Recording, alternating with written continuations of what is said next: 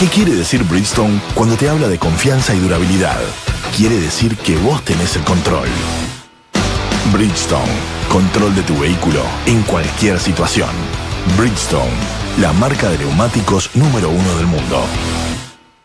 Para abrir una cuenta Smart en Heritage, lo único que tenés que saber de inversiones es que querés que tu dinero crezca solo. Y nosotros lo hacemos posible con una caja de ahorros sin costos de mantenimiento, con tu dinero siempre disponible y un interés del 3,5% anual en dólares para que vos puedas dedicar ese tiempo a lo que realmente importa, tu familia, tus pasiones, tu vida. Abrí tu cuenta Smart online en heritage.com.uy. Bank Heritage. Invertí en lo que importa. Condiciones en heritage.com.uy. Infórmese sobre la garantía de depósitos en su institución de intermediación financiera en www.copap.org.uy o en infocopap@copap.org.uy. Pasen. Los padres de Fernando, ¿verdad? Hola, por fin.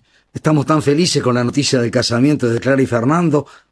Y nos moríamos por conocer tu casa. Nos contó Clara que tienen productos de Bosch y compañía, igual que la nuestra. Tenemos lo último de Bosch. Revestimientos de Living Ceramics y losa sanitaria suiza Laufen. No me digas. Tenemos que verlos. Claro, vengan por acá que les muestro. Y lo del casamiento. Sí, lo del casamiento. ¿Y si lo hacemos acá? Revestimientos Living Ceramics y losa sanitaria suiza Laufen. Bosch y compañía. Montevideo, Punta del Este. ¿Querés que tus hijos disfruten el verano a pleno? Colonia de verano en Juventus. Las actividades y el entorno ideal para vivir un verano 2025 rodeado de amigos y diversión. Verano Juventus, desde 10.270 pesos. Juventus, Colonia y Río Negro. 2-901-0705. Vas por la calle y el aroma de comida recién hecha viaja por la nariz hasta tu cabeza. De la cabeza al estómago. Y de ahí, directo a Rodelú. Que las ganas de comer algo bien uruguayo no se detengan. Siempre tenés un Rodelú cerca. Rodelú, la pizzería de la República Oriental del Uruguay. Esta es Radio Mundo, 1170 AM. ¡Viva la radio! La siguiente es una producción de Por Decir Algo y Radio Mundo.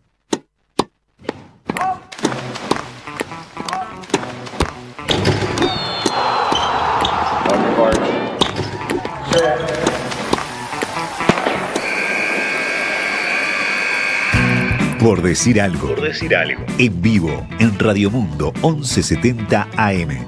Si hay deportes, hay Por Decir Algo. PDA Radio.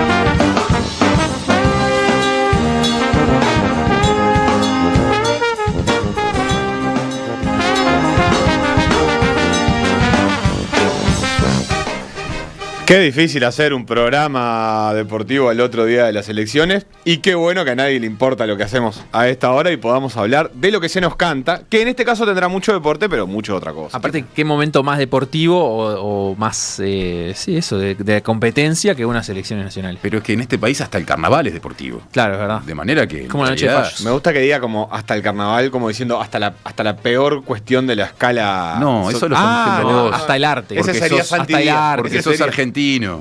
Pero, ¿qué quiere decir? Que quiere decir que hasta lo artístico lo transformamos en deportivo. Sí, es muy lindo eso.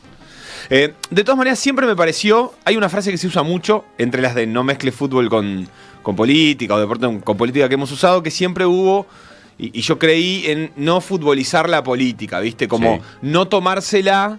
Eso creo que cobró incluso un poco de fuerza en un momento en el que, por ejemplo, en Argentina se empezó a incluir como todo una cuestión más de cancha en la política. Yo al principio creía en eso y después con el tiempo me encontré pensando que en realidad no está mal que se apasione y se traslade ese formato a la política, porque en definitiva la política es más importante del fútbol. Es decir, si alguien se va a volver loco con como hinchando por un proyecto, tiene un poco más de sentido que sea por un proyecto político que define la vida de un montón de millones de personas que por un partido de fútbol. Yo en ese punto que marcás estoy de acuerdo contigo. Igual yo no aplicaría la lógica del fútbol porque creo que la política implica sentimientos, sí, por supuesto, y sobre todo en un país como Uruguay que tiene partidos fuertes, con tradiciones, pero por sobre todo racionalidad. Una racionalidad que a vos se supone que te lleva, en la medida en que seas un ser mínimamente politizado o un poco politizado, a sacar determinadas conclusiones que son en definitiva las ideas que hacen que votes a un partido o a una candidatura y no a otro partido o a otra candidatura. Entonces cuando vos ahí terminás aplicando la lógica de yo no sé por qué me gustan estos colores, pero son los colores que me inculcaron de chico, soy hincha, a la política, creo que te estás metiendo como sociedad en un problema. Sin duda. Yo creo que muchas veces se usa esa idea más por la parte de fanatizarse, ¿no? Como la de poner una bandera, ir a cantar canciones de cancha y cantar, yo qué sé. Se lo defino fácil, señor. Si usted, por ideas, es de X partido, no me molesta que entone un cántico que tenga tono tribunero. Yo hasta creo que lo favorezco. Eso quiero decir. Bueno, eso es una expresión de cómo lo vivís. El tema es cómo llegaste ahí. ¿Sabés por qué estás en el acto o no tenés la más pálida idea? Bueno, ahí sí podemos discutir lo otro que yo marcaba. Todos creemos igual que nuestros argumentos para estar en esa posición son mucho más racionales de lo que creo que terminan siendo, viste, ¿no? Que yo te dije sentimiento también, ¿eh? La tradición de divisas existe antes del fútbol y mal o bien funcionaba de modos parecidos a veces, ¿no? Como con una tradición muy fuerte y muchas veces incluso comprendiendo dentro de un mismo partido ideas que a veces se contraponían más dentro de una misma divisa que con los correligionarios de la otra. Sí, ¿no? claro, claramente. Y así ha sido así históricamente. Sí, o sea, los colores siempre tuvieron ese peso.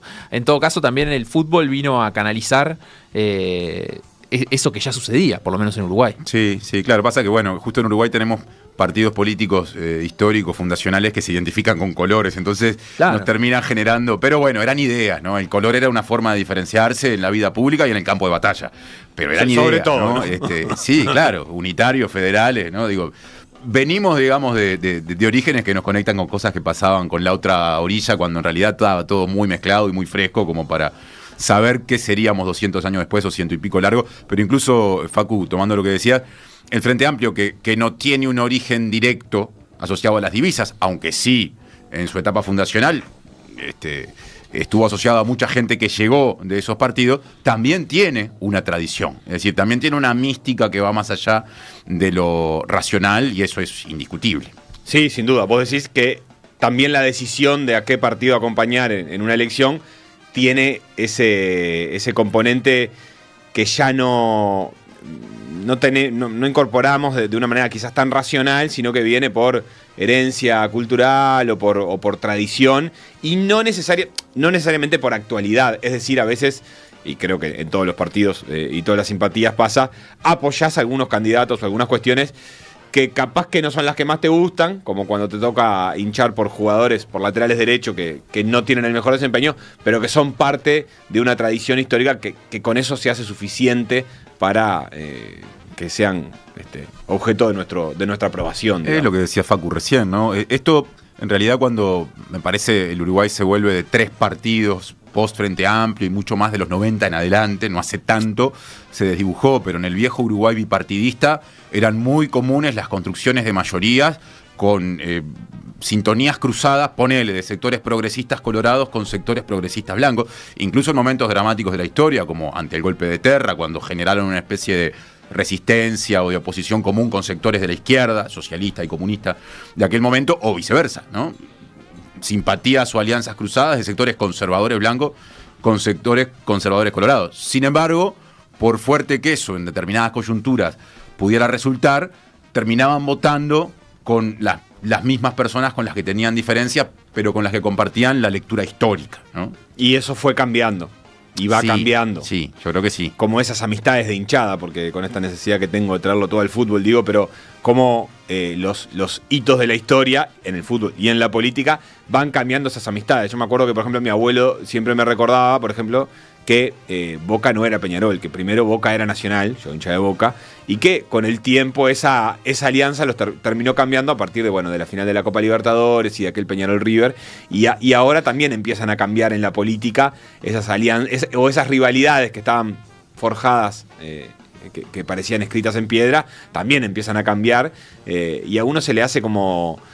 es difícil no caer en la tentación de pensar que el momento histórico que a uno le toca está escrito en piedra. Es una cosa que te termina surgiendo como esto va a ser así por siempre, y se empiezan a escribir otras historias y otras amistades. Dinámico, social. ¿Qué día ayer, Martín? ¿Qué día, señor? ¿Qué día? ¿Qué día? Domingo. Qué rápido que terminó. Y sí. Un partido que se liquidó rapidísimo. Bueno, porque es un balotaje, en términos de escrutinio, es lo más rápido del proceso electoral. El tema es que es tan delicado lo que está en juego y puede eventualmente quedar asociado a un determinado nivel de paridad que a veces en el manejo de la comunicación hay que esperar más de lo que la ley establece, porque 20-30 se pueden dar ya proyecciones. Esta vez el tema es que la diferencia, si bien no fue una diferencia de las más grandes de la historia todavía corta de los balotajes, fue algo mayor que la que muchas encuestadoras habían preanunciado, y entonces creo que en todos se experimentó una especie de choque de expectativas. Lo que parecía que iba a ser tan pero tan fino que de repente terminaba la noche sin saberlo, 20-30 se sabía en todos los canales de televisión.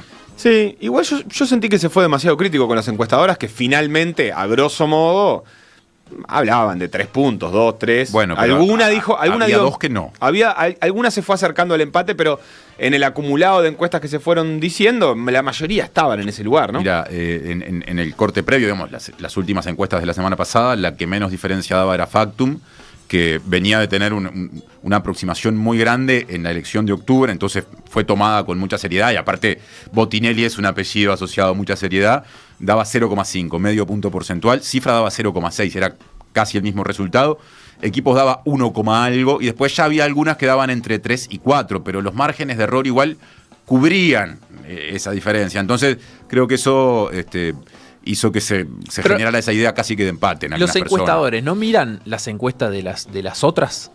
Bueno, es una buena pregunta. En un sentido de incorporar eso al análisis, porque a mí lo que me parece, no sé cómo decirlo, pero casi que tendencioso, es que vos tengas un universo de encuestas en las que todas dan al mismo ganador, por distintas diferencias, pero todas dan al mismo ganador, y se hable, es un escenario de muchísima paridad, de muy leve ventaja para uno de los candidatos, no importa cuál sea, creo que así como ellos hacen sus estimaciones, digamos, en relación a los números de su propia encuesta, cuando todas las encuestas dan ganador uno solo, me parece, no hubo una sola encuesta que diera al Bueno, Partido pero Nacional, eso no es más trabajo de los selección. analistas que de las encuestadoras, en definitiva. Lo escuché a Buquet acá decirlo varias veces, y a otros de la mesa.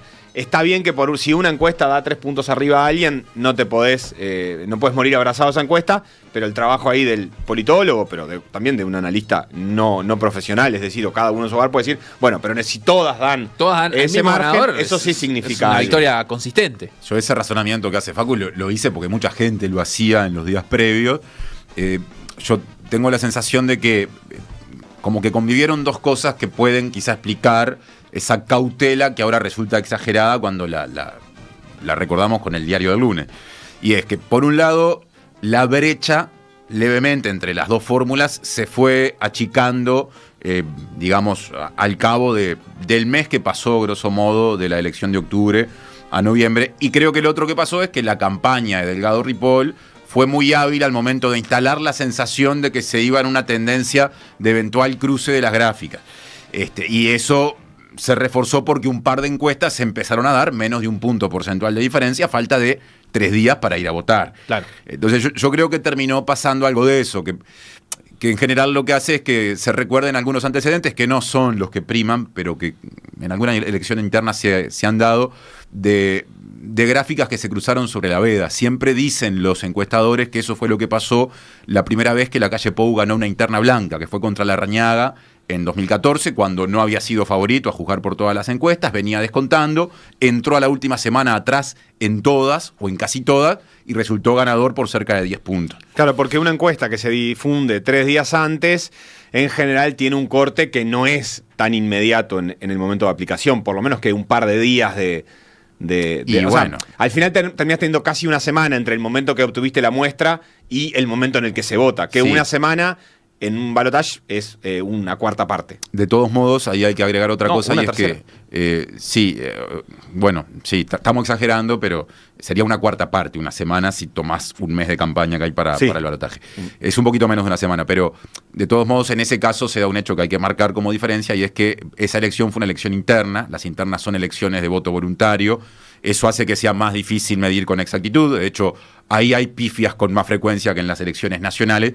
Acá, en un escenario de voto obligatorio, que es la culminación de la carrera presidencial, capaz que ameritaba preguntarse si era normal esperar movimientos bruscos en los últimos 2-3 días, ¿no? Y no era, aparentemente. Y aparentemente no. O capaz que los hubo en el otro sentido. Pero esa es una discusión para quienes monitorearon en silencio.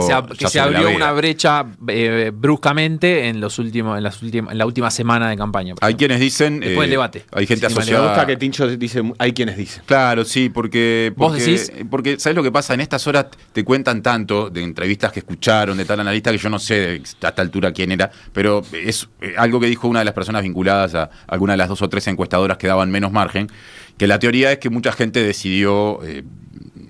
Que estaba indecisa o sin voto firme, sin una decisión de voto firme, decidió sobre el pucho, decidió en los últimos 2-3 días. Esa es una de las teorías. Y que decidió mayormente votar a Orsi, digamos, más que lo que se esperaba que se definieran los indecisos. Ahí está. Tincho, otra cosa que me parece interesante, hoy vi un video del Observador, no sé si lo vieron, en el que se ve de fondo, está haciendo el movilero que no recuerdo el nombre, la nota, y de fondo está el NH, tipo a las 20:10, y en el piso se ve, de repente se ve que el grupo de gente del comando del Frente Amplio que está ahí empieza a festejar y a hacer señas por el vidrio, y me daba gracia pensar que encima de todo, esa llegada de las 20:30 de los resultados, en realidad para muchos es muy anterior. O sea, para poder 20:30 decir a eso, en realidad mucho antes, ya por lo menos lo tiene que saber el que pone el gráfico, el que, bueno, en tu caso el que lo va a decir al aire. Los otros, entonces, ayer en TV Ciudad, es muy difícil contener eso. Ayer en TV Ciudad lo supimos antes de las 8, cosa que no pasa habitualmente, pero la proyección iba a una velocidad importante. Tengo entendido que por un sistema de transmisión de datos muy bueno que tiene la Usina de Percepción Ciudadana. Otras encuestas eso lo hacen de un modo más, no sé si decir manual o cómo. Y me parece que también eso tuvo que ver con la velocidad de los escrutinios. Al ser 2 papeletas se cuentan los votos antes. La interna es una cosa mucho más lenta, las nacionales también. Y quizá con la consistencia de la diferencia, que no bajaba de los 3 puntos y quedaba a salvo del margen de error de la proyección, que era de 1 punto y algo. Una infidencia que te quiero preguntar.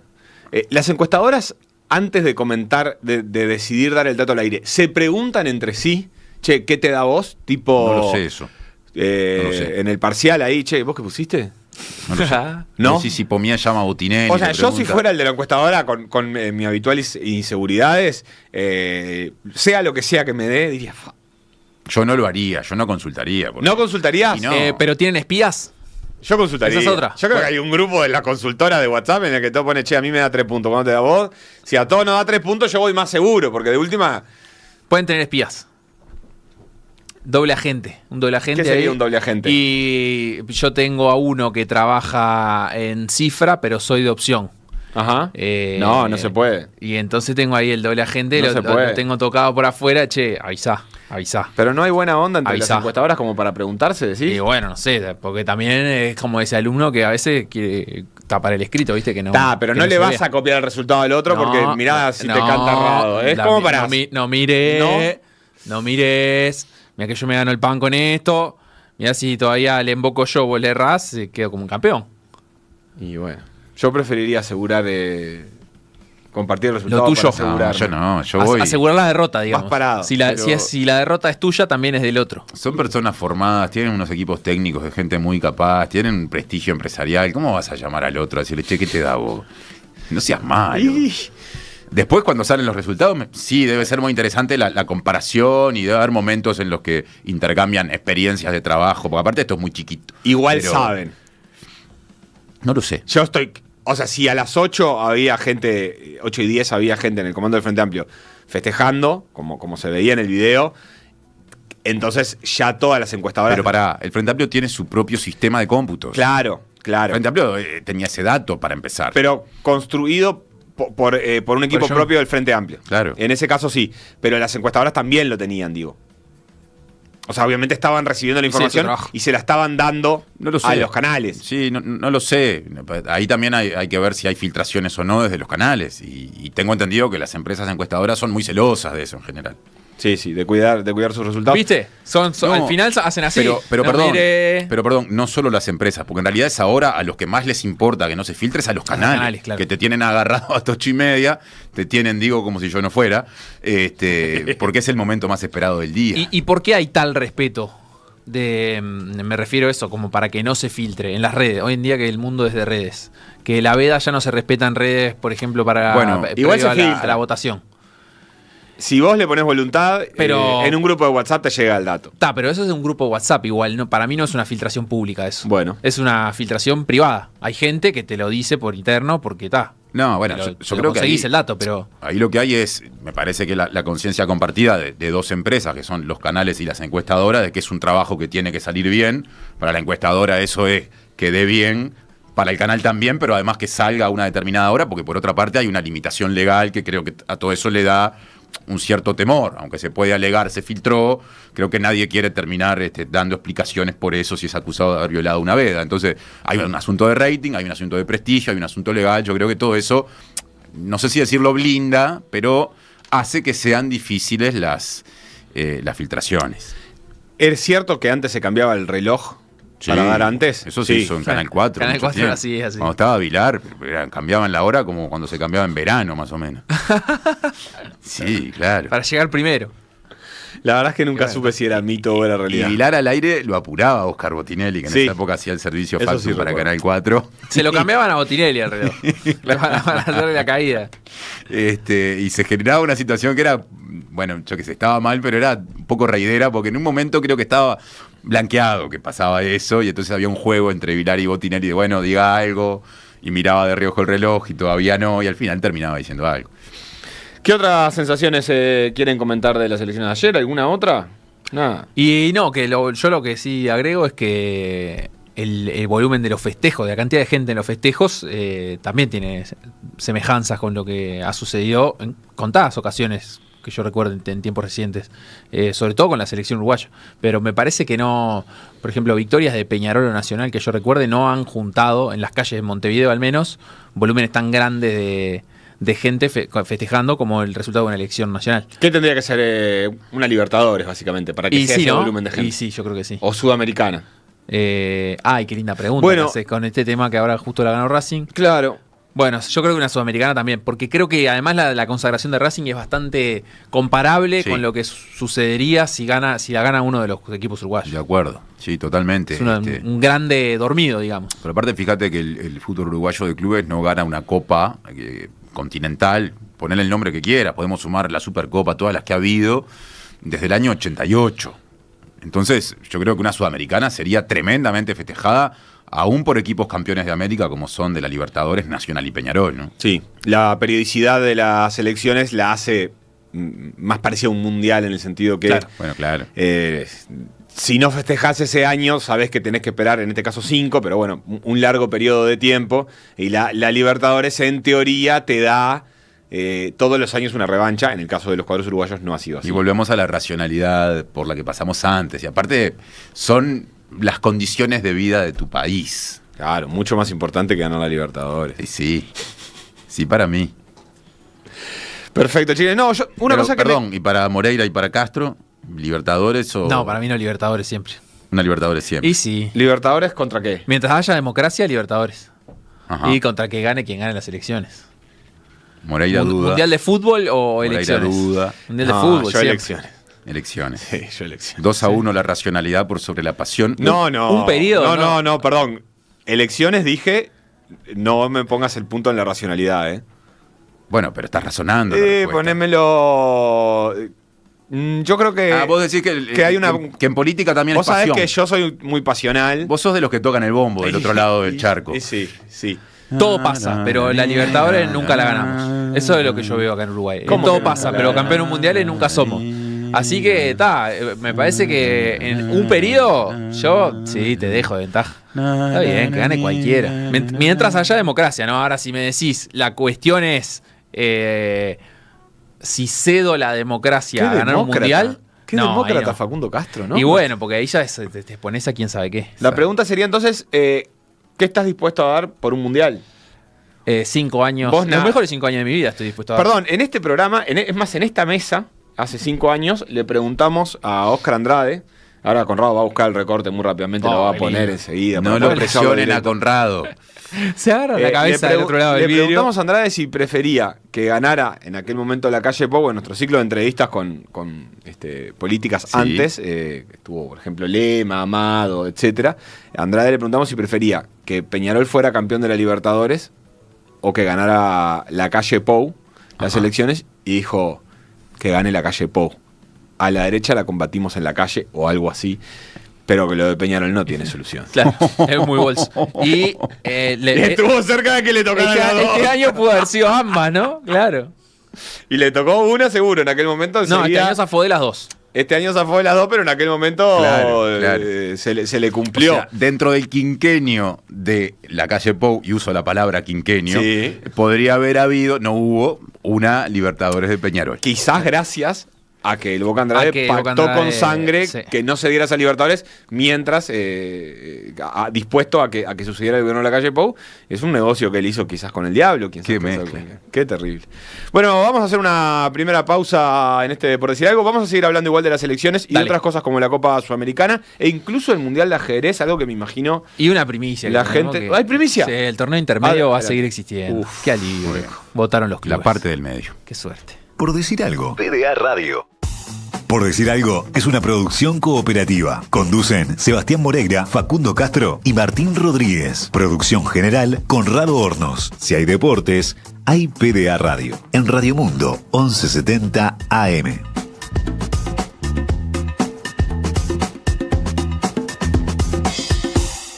Estás escuchando Por decir algo. En Radio Mundo, 1170 AM. Conectate con nosotros. Instagram, Por decir algo web. X, Por decir algo web. WhatsApp, 091-525252. PDA Radio. En Radio Mundo, 1170 AM.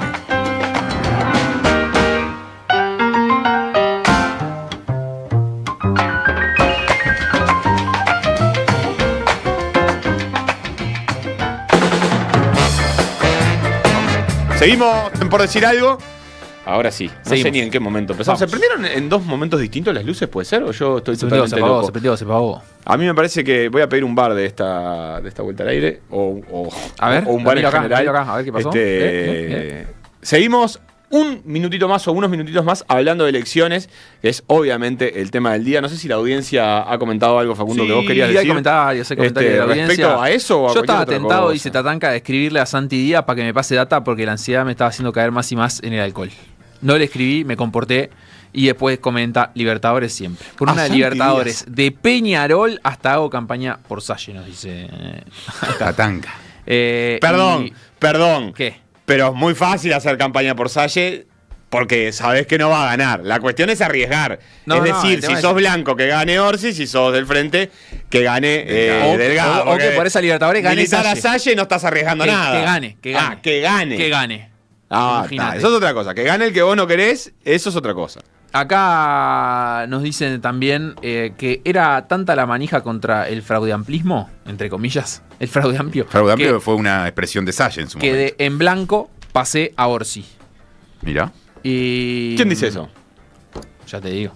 Bueno, no es un número. ¿Por qué quiere quedar anónimo? Edison. Cavani. Imagínate. Cavani. Sí. Y acá refiere a que lo de marcar el voto. Se filman votando en el cuarto secreto. Pero no, ahí no me queda claro a qué se refiere. Se filman. Bueno, para las redes. Ajá. Pero voto cantado. No sé si en todos lados era igual, pero en mi caso no era cuarto secreto esta vez. Era el biombo. No, un biombo centrifugado. Un biombito. Chiquitito, bien cogido. Sí.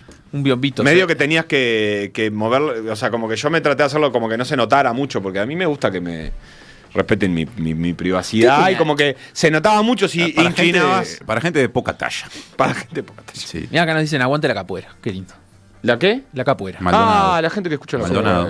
Un barrio cerquita de donde yo vivo. Cerca del aeropuerto, ¿no? De pertenencia. Cerquita del aeropuerto. También. Exacto. Sí.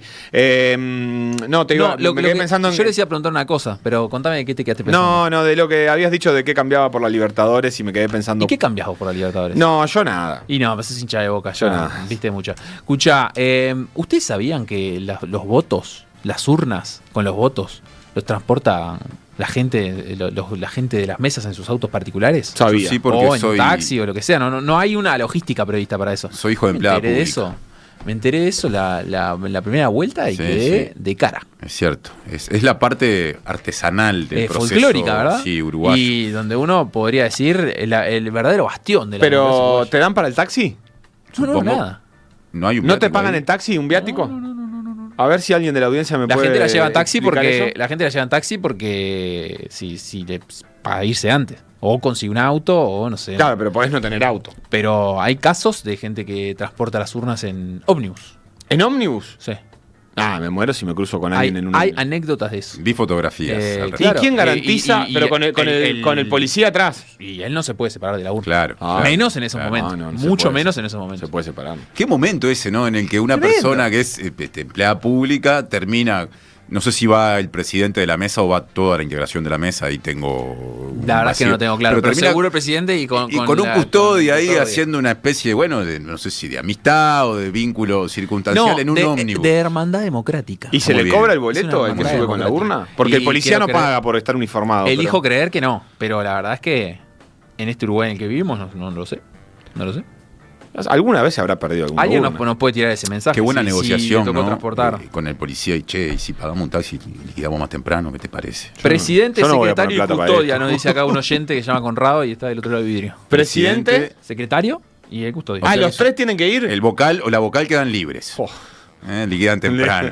Lo que hace la gente por días de licencia, ¿no? Transportar urnas por la ciudad. Yo la historia que vi es de un perdón. funcionario de ANCAP Qué lindo. que conocemos. Yo vi otras historias del funcionario de ANCAP que conocemos. ¿Sí? Pero no las quiero comentar acá. Ok, ok. Bueno. Mejor Tráfico que- de Sí, es el combustible, mismo. un robo de nafta. Sí. Sí. Ese. No. Lo conozco, es intachable. Intachable. El vocal se puede ir Yo después te voy del a decir escrutinio, algo. más Ahora que dijeron 5 días yo por 5 días de licencia. Doy Sí, todo. Trasladar pago el Ah, taxi. no, pero te doy la. voto a voto, sobre a sobre. vas ahí y venís. milito Yo el que pago haya el que taxi de militar. Paso Carrasco hasta Ciudad Y Vieja. por 10 días de licencia, porque si te tocan la primera vuelta, te tocan la segunda. ¿10 días de licencia? ¿Y te tocan mayo? No. Yo estoy El dispuesto tema a todo. es estar dispuesto a hacer ese trabajo los domingos, ¿no? El domingo ese que te toque. Por trabajar 3 domingos, 15 días de licencia. Bueno, es todo el día, es una tarea, hablando en serio, es una tarea que ¿a qué hora hay que estar ahí? A las Desde 6 y temprano. media, ¿no? Y las Bueno. mesas abren A las 7 8. se constituye la mesa, a las 8 abre la mesa, me Me parece. encanta que se constituye la mesa. Se constituye la mesa. Acá viene el abogado. No se constituye hasta que no están los 3. Exacto. ¿Qué hay de cierto que si no va ninguno y vos caés ahí medio a votar? Esto es como la antientrevista en perspectiva, en este espacio en el que a mí nadie me da sabe mucha nada, vergüenza. no hay ni siquiera a quién Ojalá preguntarle. Emiliano hoy esté mirando la Claro. televisión. Emiliano, ¿dónde está Emiliano? Un saludo a Emiliano. Lo que con tanta certeza esta radio construyó durante meses. Tú lo estás empeñando. ¿Qué pasa si no va nadie? Tú lo estás jugando en la ruleta que está acá abajo, en la calle Colonia. Exactamente. Sí, sacaste el reloj, lo tiraste ahí arriba. Hoy bajamos por ese lado, ¿eh? Sí, por ese Ponemos lado. todo en rojo ahí. Bueno, no, ahora volvemos a hablar de las elecciones, Sí, si les parece, porque y del Felipe futuro, Fernández, del futuro. que está quién sabe dónde y haciendo quién sabe qué, se toma siempre su tiempo, que son 2 o 3 minutos, para explicarnos o contarnos alguna visión sobre un tema que nos deja para que comentemos a la pausa, a la vuelta, sin que tengamos realmente mucha noticia de lo que vayamos a decir, pero vamos a escucharlo. 2 o 3 minutos para cambiar el mundo. Uruguay tiene nuevo presidente y voy a rescatar una imagen deportiva que usó el Flaco Castro cuando le preguntaron cómo veía el balotaje. Esto es básquetbol, decía el Flaco Castro. El Frente Amplio tiene la pelota y saca de costado. Si la pasa y emboca, gana. Me gustó la comparación porque explicaba el momento político. Orsi era el primero en todas las encuestas, pero sin la distancia suficiente como para saberse ganador de antemano. Quedaba tirar y embocar. Y hablando de deporte, no sabemos nada de la visión para el deporte competitivo del Frente Amplio. No tenemos idea cuál es el plan para la Secretaría Nacional de Deporte. Esto de no saberlo tiene dos responsables: el periodismo y la fuerza política. Empecemos por los más responsables, el propio Frente Amplio. En por lo menos 3 ocasiones pedí que me indicaran quién era el referente en el área deportiva durante la campaña y no obtuve respuesta. Pongámosle que eso es una limitación mía. Pero también es verdad que no salió nadie a hablar de deportes, por lo menos en lugares con cierto alcance. Quizá fuera un problema de nombres, pero no de propuestas. Veamos, si vamos a las bases programáticas encontramos un capítulo llamado La educación física y el deporte son cultura, salud y convivencia. Contiene 12 puntos, en su mayoría dedicados al deporte comunitario y al acceso a la educación física, que obviamente está bien. Vale la pena aclarar que el deporte de competencia es una parte de las políticas deportivas, y yo creo que ni siquiera es la más importante. Es preferible una población saludable a una medalla de oro en un juego olímpico. Toma, exploto el populismo. 3 puntos dicen alguna cosa del deporte de competencia.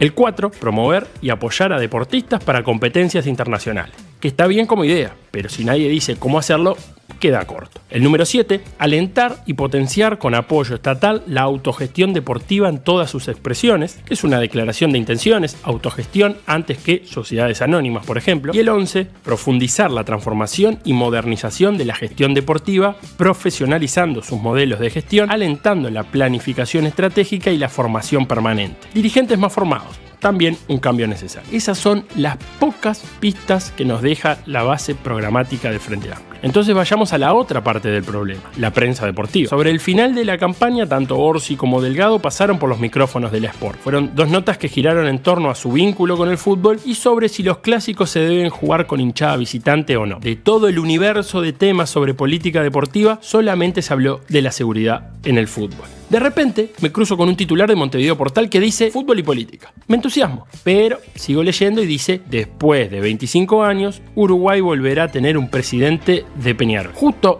en Uruguay, la elección de un equipo de fútbol no tiene razones políticas. Los 2 grandes cuentan con hinchas en todo el espectro ideológico. Así que me perdonarán, pero no me vale como mezcla de fútbol y política de qué cuadro son hinchas los candidatos a presidente. Volviendo a la imagen del flaco Castro, Orsi tiró y embocó. Ahora son tiempos de festejar y quizás cuando los jugadores salgan del vestuario luego de ducharse, podemos preguntarnos a qué quiere jugar la nueva Secretaría Nacional de Deportes. Estás escuchando Por Decir Algo. Respóndale a Felipe los mensajes. ¿Qué es esto de que Felipe 3 veces le escribió para saber quién era el encargado de deporte del Frente Amplio y no tiene respuesta? ¿Qué es esto? Y bueno, no, pero es una falta de respeto. Es un tema medular de la campaña, imagínate. Fue una falta de respeto con Felipe Fernández, que es un periodista incisivo. Desde Abu Dhabi. Un poco perezoso, pero incisivo. No, bueno, no es perezoso. ¿Qué hace? Incide desde lejos. De Abu Dhabi es lo que puede. Las posibilidades tecnológicas de hoy lo hacen viable. Ni los petrodólares de Emiratos pudieron desenfundar quién será la persona. No, claro. No, y lo cual habla muy bien del carácter incorruptible de las personas que tienen esas decisiones en sus manos. Por supuesto. No, y a nosotros como programa, lo que nos pasó en esta jornada es que, bueno, un poco está vacante esa decisión. Y por lo tanto, en este momento postelectoral, tampoco hay nadie que quiera asumir o que pueda. Exacto, en el sentido de un respeto por las decisiones que están por ser tomadas.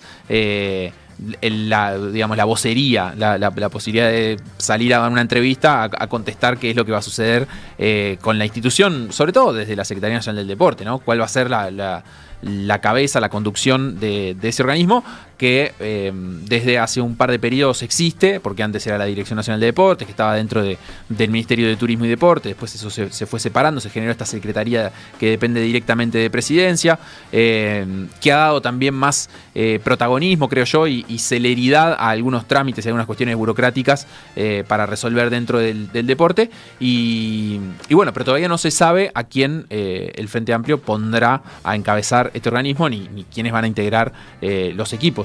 Podríamos presumir que tal vez quienes estuvieron presentes en la Secretaría 2 gobiernos atrás, o sea, en el último gobierno del Frente Amplio, podrían ser candidatos a eso. sí, tal vez, pero la verdad es que por ese lado es que no aparecen tampoco las confirmaciones, ¿no? Entonces fueron Cáceres e Irureta. Irureta antes. Con Mujica. Con Mujica, exacto. Cáceres en el último. Cáceres en el último periodo. Y bueno, y antes había sido ministro en el viejo esquema Héctor Lescano. Sí. Y en un pequeño pasaje, cuando Lescano deja el cargo durante el gobierno de Mujica, en una circunstancia que a mucha gente le llamó la atención. ¿Cuál fue? Perdón, así recordamos. No, completo, y te digo, yo no sé si no fue Lilian Pechichian durante un tiempo también como subsecretaria que quedó al frente. Ahí tengo una duda. Ahí tan lejos no recuerdo. Lo que sí recuerdo también es que en el último periodo Frente Amplista estaba Cáceres y también estaba Alfredo Chandi como otro de los altos jerarcas de la Secretaría. Eso y sí. Daniel Danners, más a cargo como de partes de infraestructura, el arquitecto. Trabajando para esa parte de la Secretaría. No, contesto nomás la pregunta que hacía Seba de por qué llamó la atención en su momento la salida de Lescano. Bueno, Lescano se decía que era representante, esto salió cuando hablamos de los contratos de Tenfield, de los sectores del Frente Amplio, más bien cercanos a Astori, críticos en general del peso de Tenfield en el esquema televisivo, su vínculo con la AUF. Y bueno, en esa época en el Frente Amplio había claramente una división porque los sectores mujiquitas tenían mucha cercanía, como la tienen hoy, ¿no? Con el mundo Tenfield, y entonces llamó la atención que a Lescano de alguna forma se lo quitara del cargo o que se procesara una renovación que hasta donde se entendió no fue pedida por él, justamente cuando de fondo existían discrepancias de ese tipo. Claro, y en estas líneas me parece que lo que está interesante remarcar de este periodo de gobierno es que va a tener unos primeros años sobre todo, pero en general un periodo bastante intenso y con algunas diferencias en relación a lo que venían siendo los periodos anteriores. Por un lado, en el tema AUF está la cuestión de los contratos que se vencen con Tenfield, ¿no? Esto que conversábamos en tu informe, Tincho, hace algunas semanas. Y bueno, y ahí habrá que ver también qué rol toma este nuevo gobierno en relación a eso. Con una cosa interesante ahí, que es que estrictamente, si uno lo pasa por unas formalidades, no está muy claro realmente que un gobierno tenga capacidad de incidir en las decisiones de una empresa o de una asociación sin fines de lucro, pero privada, como la Asociación Uruguaya de Fútbol, pero sin embargo está bien sabido que los mecanismos existen. Ahí Tincho mencionó también el vínculo con Tenfield, que claramente existe, pero también los vínculos que distintos secretarios de deporte y distintos presidentes de la AUF han tenido, bueno, un montón de cuestiones, aunque en realidad no debería estar escrito, y no lo está obviamente en ningún lugar, qué es lo que el Frente Amplio piensa hacer con la televisación de la AUF. Eso es una cosa que le debería quedar, que le queda por fuera. Sin embargo, todo el mundo está esperando cuál va a ser ese cambio, porque va a influir finalmente. Y yo creo que ahí lo que puede cambiar o lo que seguro que va a incidir son como los contrapesos políticos, ¿no? De cuánta espalda tenga una u otra opción, de qué respaldo se encuentre en el contexto, porque en definitiva es eso, en las decisiones concretas no debe tener injerencia, y el fútbol también se lo propone así a través de la FIFA y de su reglamento. El deporte en general también se lo propone bastante así en sus federaciones internacionales que piden que no haya incidencia de los gobiernos dentro de la política deportiva. Al menos en la toma de decisiones, pero claro, o sea, está todo inmerso dentro de un país y obviamente hay un montón de cuestiones, y sobre todo una cosa tan popular y tan pesada como es el fútbol en Uruguay, queda obviamente esos pesos repartidos de una u otra manera según qué decisiones se tomen desde el gobierno central.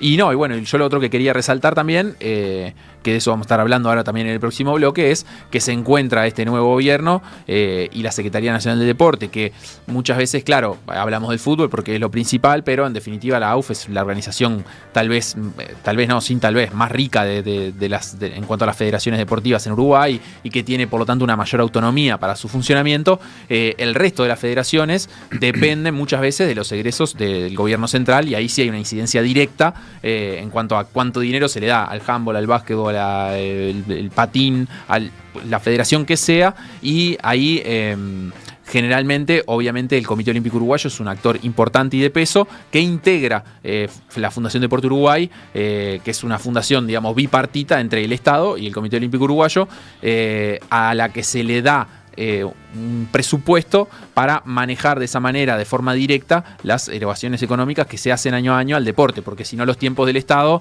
son muy largos y además también más complicado el manejo de ese dinero en cuanto a no sé, las justificaciones, es decir, el ida y vuelta que tiene que haber ahí como rendición de cuentas con las federaciones se vuelve más complicado. Entonces, bueno, se ha optado desde hace algún periodo, o sea, desde hace 2 periodos, por construir este mecanismo que es la Fundación Deporte Uruguay, que se rige en la órbita del derecho privado y que integran el Comité Olímpico Uruguayo y la Secretaría Nacional del Deporte.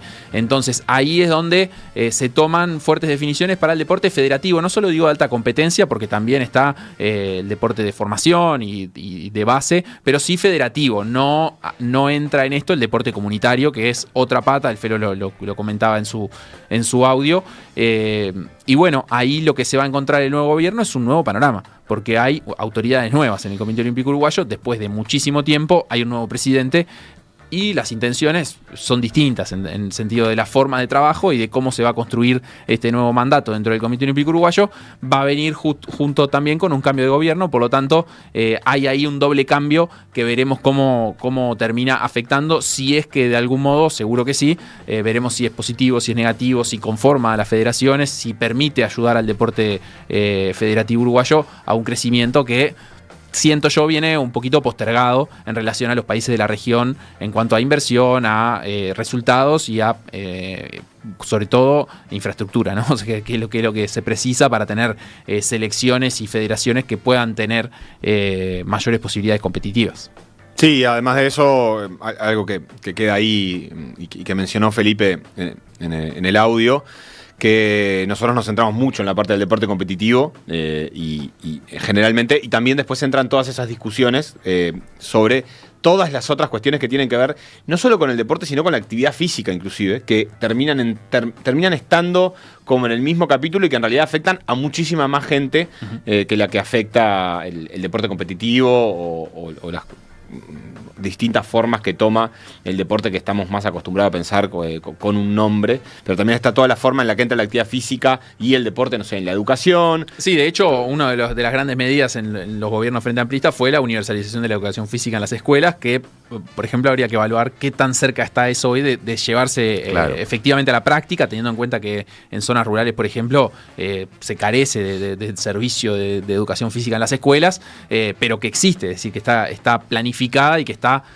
intencionada de parte del gobierno como una política pública que debería implementarse. O sea que claro, que cuando la tenés que meter en el marco de la educación es mucho más difícil, porque ahí obviamente tenés que, no es una política que dependa de la Secretaría Nacional de Deporte, porque tenés que entrar en ANEP y con el Ministerio de Educación, que son mucho más grandes y mucho más importantes en definitiva en la estructura. Y que también tienen sus problemas de presupuesto, sus objetivos y sus necesidades y sus carencias, que son a veces mucho más básicas, porque se ha hablado mucho durante el último periodo, pero también están a cargo de la alimentación de cientos de miles de niños, ¿no? Entonces, obviamente el deporte no es ahí una prioridad o no lo ha sido así como una primera prioridad, pero sí es interesante ver cuánto peso se le pone a eso en la balanza para que traccione y para que se lleven adelante los planes y las políticas públicas que ya están pautadas. Vamos a una pausa más y vamos a seguir igual hablando de temas que tienen que ver con las elecciones, con los cambios de autoridades. Así que pausita y ya volvemos con Por Decir Algo. Por Decir Algo.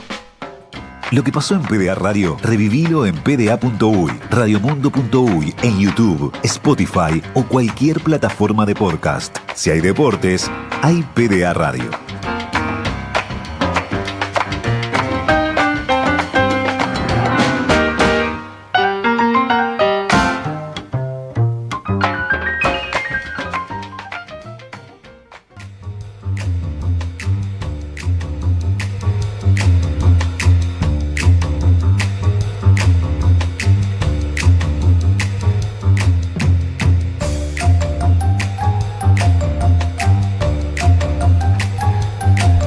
Estamos de vuelta en Por Decir Algo en este día lunes, post elecciones, para conversar, en este caso para recibir telefónicamente a nuestro invitado, el señor Fernando Ucha, presidente del Comité Olímpico Uruguayo. Buenas noches, Fernando, ¿cómo estás? ¿Qué tal, Facundo? Un placer estar contigo. Bueno, lo primero que te queremos preguntar, para continuar un poquito con la charla que traíamos en el bloque anterior acá en el programa, es desde el Comité Olímpico Uruguayo, ¿cómo se ve este resultado electoral? Vos, cuando asumiste, había una intención de conversar con todos los políticos, de acercar el tema deporte a la agenda política en Uruguay, también teniendo en cuenta que desde el Estado uruguayo provienen gran cantidad de los recursos que el deporte administra año a año. Y bueno, quería saber un poquito eso, si ya hubo algunas conversaciones, aunque sea previo a las elecciones, con el Frente Amplio en este caso. Seguro, es un país muy chiquito donde nos conocemos todos y todos tenemos amigos en todos lados. Ya hemos hecho algunos contactos, sí, de los dos partidos, pero ahora hay que esperar un tiempo, hay que ver quién son los hombres que van a designar para ocupar los cargos en las distintas divisiones y en especial en la Secretaría de Deporte, quién va a ser su director, su director y su gerente, y bueno, a partir de ahí ponernos en contacto y empezar a trabajar con ellos, ¿no? Yo no te voy a preguntar nombres porque está claro que en primer lugar no te corresponde a vos, no sos parte del gobierno, y por otro lado, aunque supieras de posibilidades no lo dirías, pero ¿te consta que ya haya posibilidades por lo menos? A ver, me consta de que antes de las elecciones en los dos partidos había hombres de deporte trabajando por el deporte de los dos partidos. O sea, hay gente de Frente Amplio que estuvo trabajando antes, y bueno, ahora depende del presidente y su grupo designar a las personas que van a ocupar esos cargos, ¿no? Claro, es un ratito. El deporte nunca hasta ahora ha sido un rol primordial, y entonces siempre a veces se transformó en una figura de cambio. Esperemos que en esta oportunidad no, y bueno, estamos muy entusiasmados. Pero más allá, te voy a decir una cosa que para mí es primordial, más allá de quién esté al frente de la Secretaría de Deporte o en las distintas directorios del deporte, lo más importante es llegar a tener un contacto con el ministro de Economía, ¿no? Porque con la gente del deporte no vamos a poner de acuerdo en 10 minutos, eso está claro. El tema es ver después con el Ministerio de Economía qué apoyo va a tener el deporte, ¿no? Claro, bueno. Ahí es un punto crítico. Ahí es interesante, una cosa que conversábamos previamente en el bloque anterior también, es estos apoyos económicos que llegan al deporte, y en particular lo que compete al Comité Olímpico Uruguayo. Me parece a mí, vos me corregirás, lo más importante se termina canalizando a través de la Fundación Deporte Uruguay. ¿Querés contarnos un poquito, explicarnos cómo funciona y cuáles son los roles del Estado y del Comité Olímpico Uruguayo dentro de esta fundación para gestionar estos recursos? Sí, antes me gustaría hacer una aclaración. A excepción de Estados Unidos, todos los países de América dependen del Estado para mantener el deporte, ¿no? Porque a veces tenemos una visión equivocada, y a excepción de Estados Unidos, todos los demás países dependen del deporte. Y Uruguay es de los países que menos recibe del gobierno en materia de deporte, ¿no? Claro. Un ejemplo claro, que tampoco lo quiero para Uruguay. Guatemala, el 4% del PBI lo destina al deporte. Uruguay es el 0.18%, o sea, para que demos la magnitud de lo que significa, ¿no? Claro, sí, son números que por lo menos marcan una diferencia grande con otro país que la verdad es que por lo menos a nivel de resultados tampoco, digamos, seguro le va mejor que Uruguay en nivel de ciclo olímpico, pero no tiene tampoco una figuración internacional tan importante. No. Bien, y remitiéndonos a eso de la gestión de los recursos, ¿no? Sí, exactamente, o sea, no todo es plata, porque si fuera todo plata en el deporte no alcanzaríamos ningún resultado. En ese sentido, justamente te comento que la semana pasada estuvo Fabio Ramírez. Fabio Ramírez es un experto colombiano que fue el que transformó el Comité Olímpico Colombiano. Después Neven Lick, que hoy es el presidente de Panasport. Cuando él era presidente de Chile, se lo llevó a trabajar a Chile. Hoy está trabajando en Paraguay. O sea, un hombre que tiene una trayectoria importante. Vos que conocés bien lo que es el Comité Olímpico chileno, lo que es el Comité Olímpico paraguayo, estuvo trabajando con nosotros, haciendo un diagnóstico toda la semana pasada en Uruguay, y bueno, queda asombrado de cómo los resultados que tiene Uruguay con lo poco que tenemos en infraestructura y con lo poco que tenemos en recursos a nuestros deportistas, ¿no? Ajá. Bien, perfecto. Y esto que yo te preguntaba antes, contarnos un poquito cómo funciona la Fundación Deporte Uruguay y qué importancia tendrá también la definición de quiénes serán las autoridades de la Secretaría de Deporte para, digamos, el diálogo en la gestión de recursos que tiene la Fundación. La Fundación Deporte Uruguay para mí es la herramienta más importante que tenemos para alto rendimiento. Ahí estamos, el Comité Olímpico y la Secretaría de Deporte, los dos trabajando por el deporte de alto rendimiento.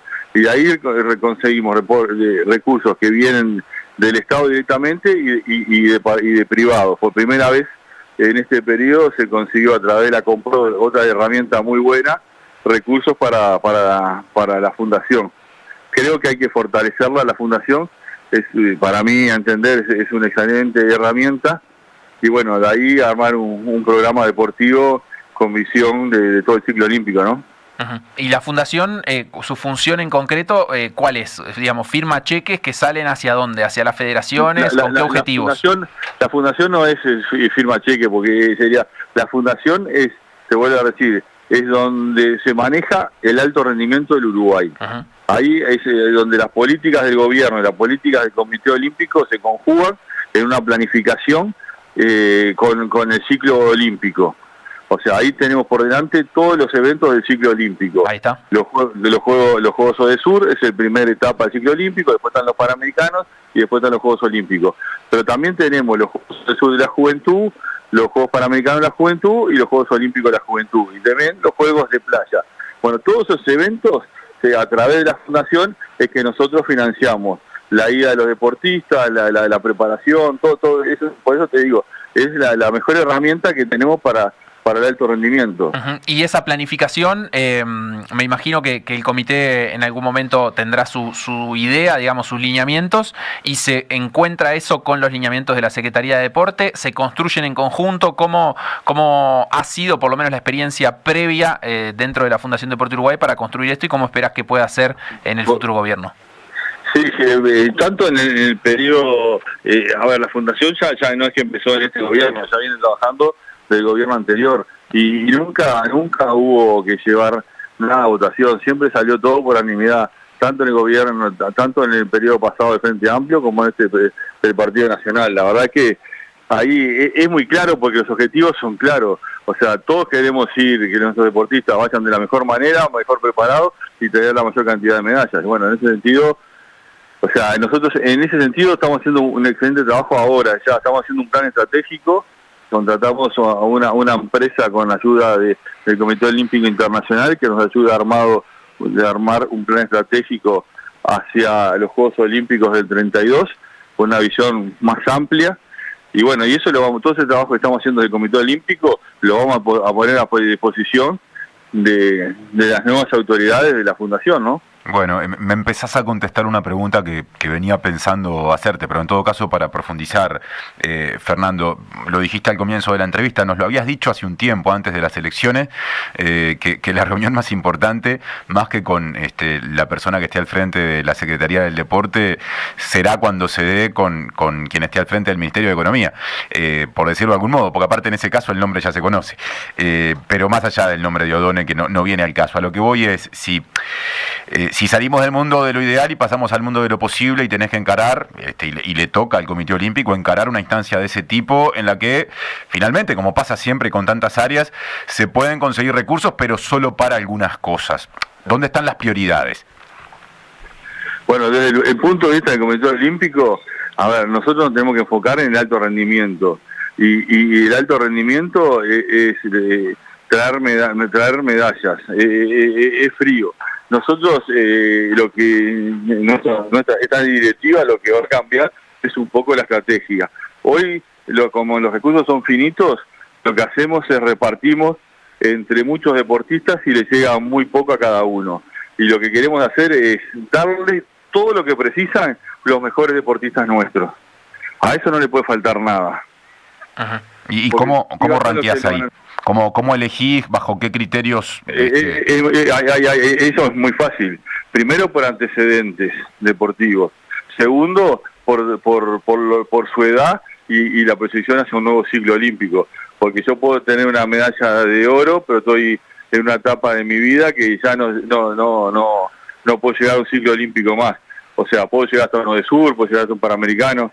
No sé si se dice razonamiento. Hay muchas maneras, pero lo que hay que hacer es rankear. O sea, tenemos que saber los deportistas, rankearlos, y bueno, a esos que están en un top para uno de sur, ser medalla de oro, total, para una medalla de plata, y sin descuidar lo que viene abajo. Pero una federación, y no vamos a poner sin nombre, una federación, que hoy tengo un deportista que a lo máximo que puedo aspirar es un puesto número 8, un puesto número 7, por más que le invierta $1 millón, no va a llegar a una medalla de oro. Entonces, no puedo seguir apostando a ese deportista. Tengo que empezar con esa federación a hacer un trabajo en la etapa inferiores, con los chicos que están empezando, a trabajar de otra manera, para que esos chicos que están empezando y trabajando de otra manera pueden llegar a una medalla de oro. No sé si me se dice razonamiento. Está claro. Bien, perfecto. Y quería preguntarte yo también, Fernando, saliendo un poquito de digamos, esta conjunción, este diálogo con el futuro gobierno, dentro del Comité Olímpico Uruguayo, esto que comentabas, están trabajando con profesionales en la creación de un plan estratégico. ¿Cómo viene eso? ¿Qué tan ya están conformadas las comisiones dentro del Comité Olímpico Uruguayo con los diferentes dirigentes de distintas federaciones? ¿Cómo vienen esos pasos, esos primeros pasos que esta nueva dirigencia tenía que dar? Te cuento un poco por arriba. La comisión de armado del plan estratégico está funcionando, ya tuvo reuniones con todas las federaciones, ya tuvo reuniones con la Secretaría de Deporte, va a tener reuniones con la nueva Secretaría de Deporte antes de terminar de armar el plan estratégico, ya tuvo, hasta con los periodistas, vos sos consciente que hasta con los periodistas tuvimos reuniones, porque queremos que todos los actores del deporte den su opinión con respecto al plan estratégico que estamos armando, para que no quede nadie afuera, los entrenadores, los deportistas, o sea, los funcionarios del Comité Olímpico, todo actor que tenga relación con el Comité Olímpico, se están haciendo las distintas entrevistas para el armado de este plan estratégico. Eso por un lado. Después con Fabio, que va a estar viniendo una semana al mes en el área deportiva. Y después muchas cosas más. O sea, una gran preocupación que tenemos es la falta de formación de técnicos deportivos. En ese sentido ya tuvimos reuniones con la directora del ISEF y estamos avanzando para el año que viene, largar de vuelta la tecnicatura, que eso es un tema que nos preocupa, porque si no tenemos buenos entrenadores nunca vamos a tener buenos deportistas. Y en ese sentido estamos trabajando fuerte también. O sea, hay una cantidad de aspectos que se están avanzando, sin descuidar también la masificación, porque hay una cosa que nosotros como Comité Olímpico queremos, que la mayor cantidad de niños de este país conozcan todos los deportes. No queremos solo los campeones, sino también queremos que conozcan los deportes, queremos transmitir los valores.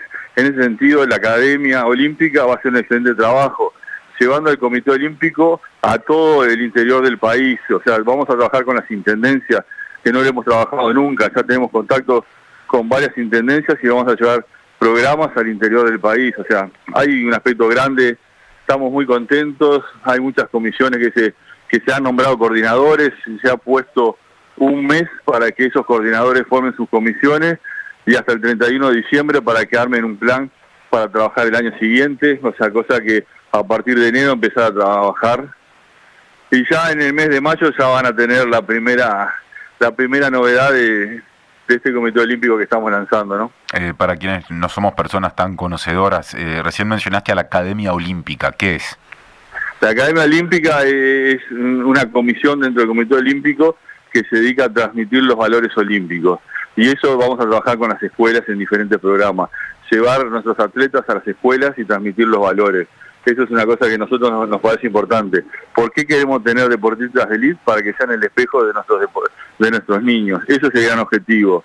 Y queremos que es mucho más fácil que Débora Rodríguez, que María Dolores, que los grandes deportistas nuestros vayan a una escuela y le transmitan los valores a los niños. Eso es el mejor trabajo que podemos hacer. No solo traer una medalla, sino que a través de una medalla los niños se sientan identificados con esos deportistas y que esos deportistas les transmitan los valores, lo que es la disciplina, o sea, una cantidad de cosas que ustedes conocen bien y que hoy lamentablemente en la sociedad hemos perdido, ¿no? Bien, antes de cerrar, lo que me gustaría preguntarte, te iba a preguntar, es por los hitos, ¿cuáles son los próximos hitos, las próximas fechas importantes en relación al plan estratégico y cosas importantes que pueda haber por delante para el Comité Olímpico Uruguayo? Vos ya soltaste por ahí que en mayo sucederá algo. Sí, en mayo No quiero adelantar porque todavía se está en la primera etapa, pero no quiero adelantar. Es una puesta a punto del Comité Olímpico hacia la sociedad. Eso es un poco lo que estamos manejando.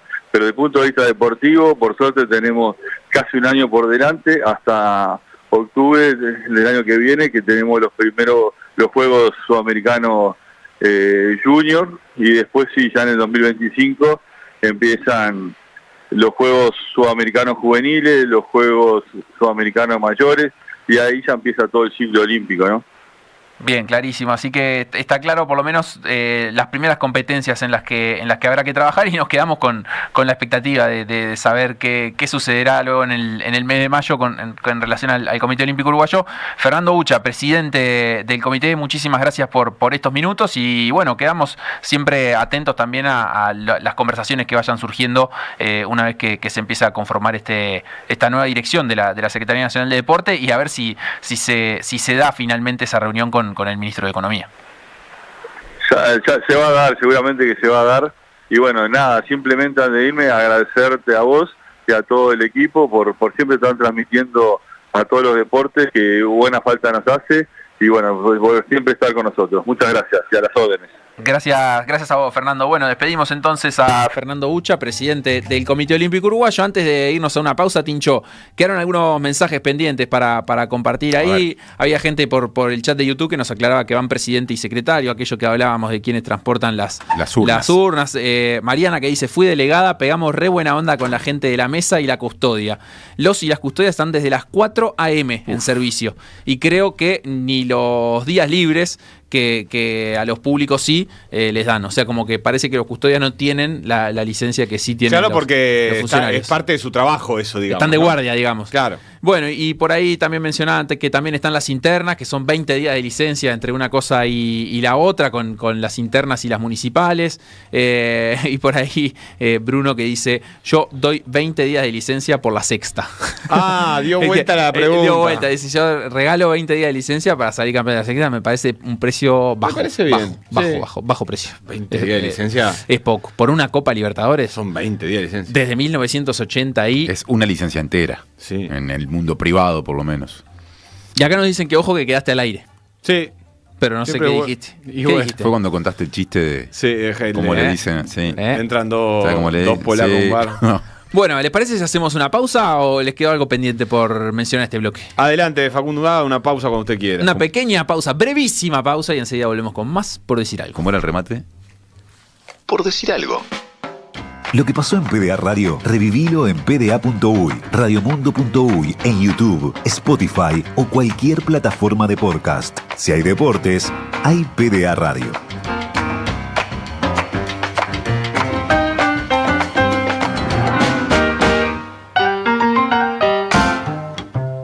Estás escuchando Por Decir Algo.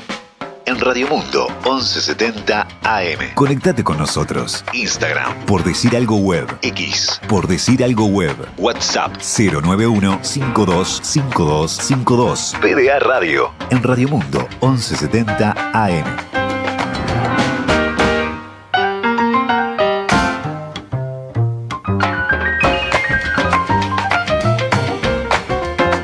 Fue a los Juegos Olímpicos de París, a los de Río, a los de Tokio, a los Panamericanos de Toronto, a los de Santiago, también a la Copa de Vela, al Tour de France y a la Volta de Portugal. A Asunción nunca entendimos a qué fue, y menos entendimos por qué volvió de Europa.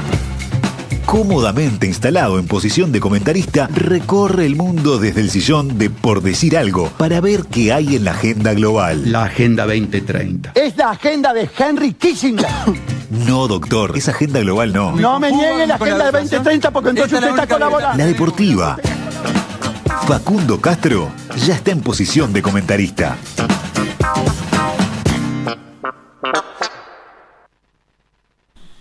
Ay, sí. Me puse ya mismo en posición de comentarista. Listo. Bien, Facundo, empieza posición de comentarista de Facundo Castro.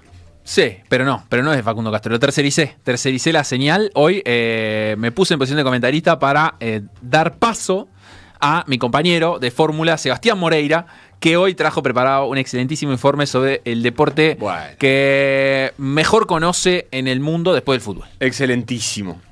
No tengamos tanta expectativa. No, la expectativa no es mucha, pero el epíteto corresponde. Sí, un elogio. Vamos a hablar de ajedrez, Seba, porque empezó el Mundial de Ajedrez. Empezó el Mundial de Ajedrez. No me digas que juega uno de la URSS contra otro de la URSS. No. Eso ya está, ya no se da más. Pero vamos a hablar de la geopolítica del ajedrez. ¿Así? Y de la invención de la reina, vamos a hablar, porque También. antes no había reina. A ver, ¿cómo es eso? Y antes, cuando se inventó el juego, había una figura que era como el asesor del rey, que movía un casillero, igual que el rey. Y creo que en diagonal, además. Al final la preparó la columna. Un cortesano. Me preparé para tu columna. Ok. Estuve mirando, en pocas palabras, tenés esa serie de capítulos cortos de Netflix. No le creo todo lo que hay dice, uno del ajedrez. No lo vi. Está pero muy bien. Seguramente tengas más datos que yo. No, está muy bien porque además explica qué es lo importante en muy básicos términos a la hora de jugar una partida de ajedrez, las aperturas, cómo es importante dominar el cuadrado central del campo y las corrientes del ajedrez, cómo fueron cambiando, que al principio todo era el ataque así, pim, pum, palo pam, por palo, y después uno a uno. empezaron corrientes más científicas y otras que cambiaron el juego para estrategias. Bueno, vamos a una pausa entonces, porque si ya está hecha la columna. Yo me puse, dije, en posición de comentarista para tercerizarla. El ajedrez es una gran metáfora, decía Borges. A ver. Y la verdad es que es así. Una metáfora de qué podría ser, de muchas cosas, porque en realidad las metáforas la construye también un poco quien las recibe, en este caso sobre todo que no están escritas. Pero la verdad es que es cierto eso que decía Facundo respecto al origen del ajedrez. Hay una leyenda muy conocida sobre cómo fue creada, que muchos le asocian no tanto al ajedrez en sí, sino a un juego que no sé si aparece en el documental del Netflix, que se llama Chaturanga. Sí, correcto. Su antecesor indio. Su antecesor indio es una... En aquel caso se entiende, o alguna de las muchas leyendas que hay, entiende que era una representación de la guerra en un tablero que tenía en formación enfrentada a dos ejércitos, básicamente, al que, entre los que está incluido obviamente la figura del rey como la figura central, pero con el toque feminista actual, que la figura dominante en el tablero es la dama, cosa que no era... El toque feminista actual fue como en la Edad Media, más o menos, una cosa así, cuando empezaron a aparecer las reinas fuertes. Cuando pasó más a ser el ajedrez propiamente dicho, que no siempre fue así, pero que a partir de 1500 toma mucha importancia. La leyenda histórica que decía es un rey poderoso que había andado medio haciendo lo que hacen los reyes poderosos, que es ir de partusa en partusa, básicamente. Y bueno, si uno es rey, no va a andar de castillo en castillo. Eso quise decir, perdón. Pero, ¿qué pasa cuando uno anda de castillo en castillo? Bueno, hay muchas reinas. Pasar, ¿no? Y que en un momento se aburre. Cuando se cumplen todos tus deseos... ¿Se aburren? No, así que se van a aburrir. Como dicen los budistas... sí. Cuando la limona es grande, hasta ¿cómo dicen los budistas?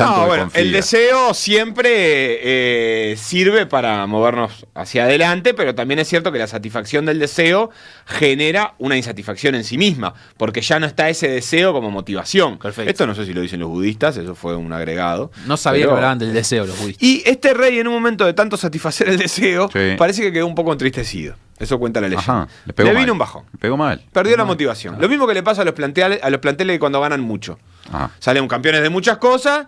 Cuando satisfacen mucho el deseo. Exactamente. Entonces el rey estaba devastado por la muerte de su hijo. Esa la tenía, sí. Y además dicen que ganó la guerra, pero perdió a su hijo. Bueno, me spoilea toda la columna.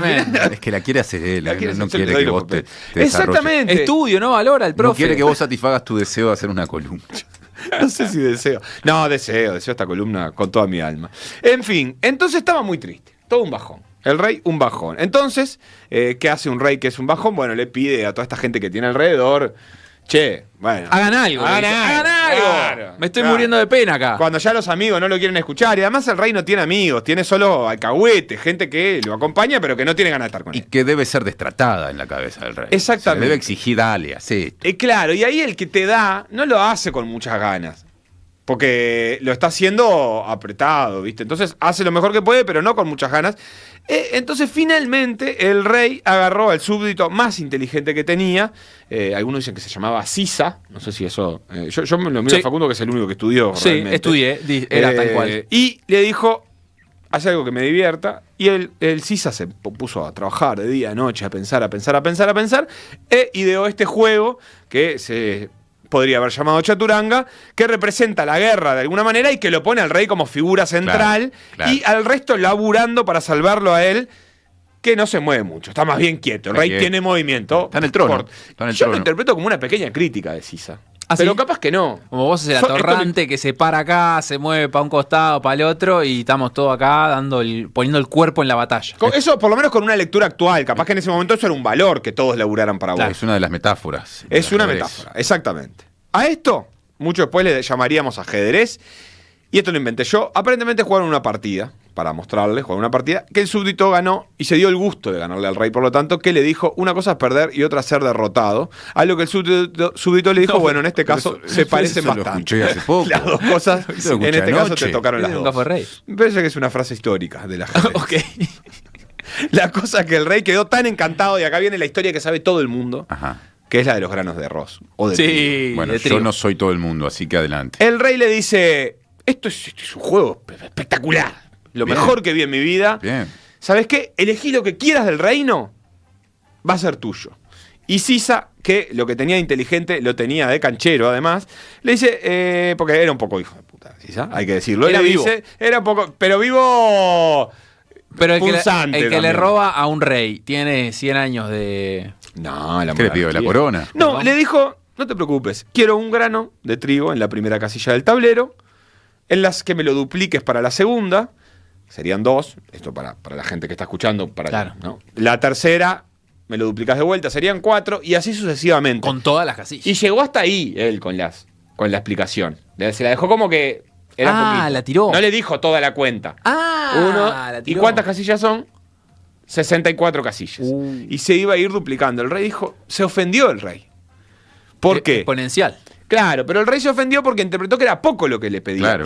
Y por lo tanto, esto es una lección importante a aprender, cuando uno le va a pedir a alguien, tiene que pedirle algo que también esté a la altura. Si vos convocás, por ejemplo, en este caso al rey, para que te regale un puñado de granos de trigos, el rey se sintió ofendido. Sin embargo, parece que se reunió ahí con los asesores y le explicaron, esta matemática exponencial, que Facundo seguramente puede explicar mucho mejor que yo, que es que a medida que se va multiplicando exponencialmente esa cifra, se vuelve sin patrimonio. Es a la 64 esto. A la 64. Entonces, aparentemente le dijeron que era la producción de trigo de 20.000 años de todo el mundo. Ah, bien. ¿Cómo?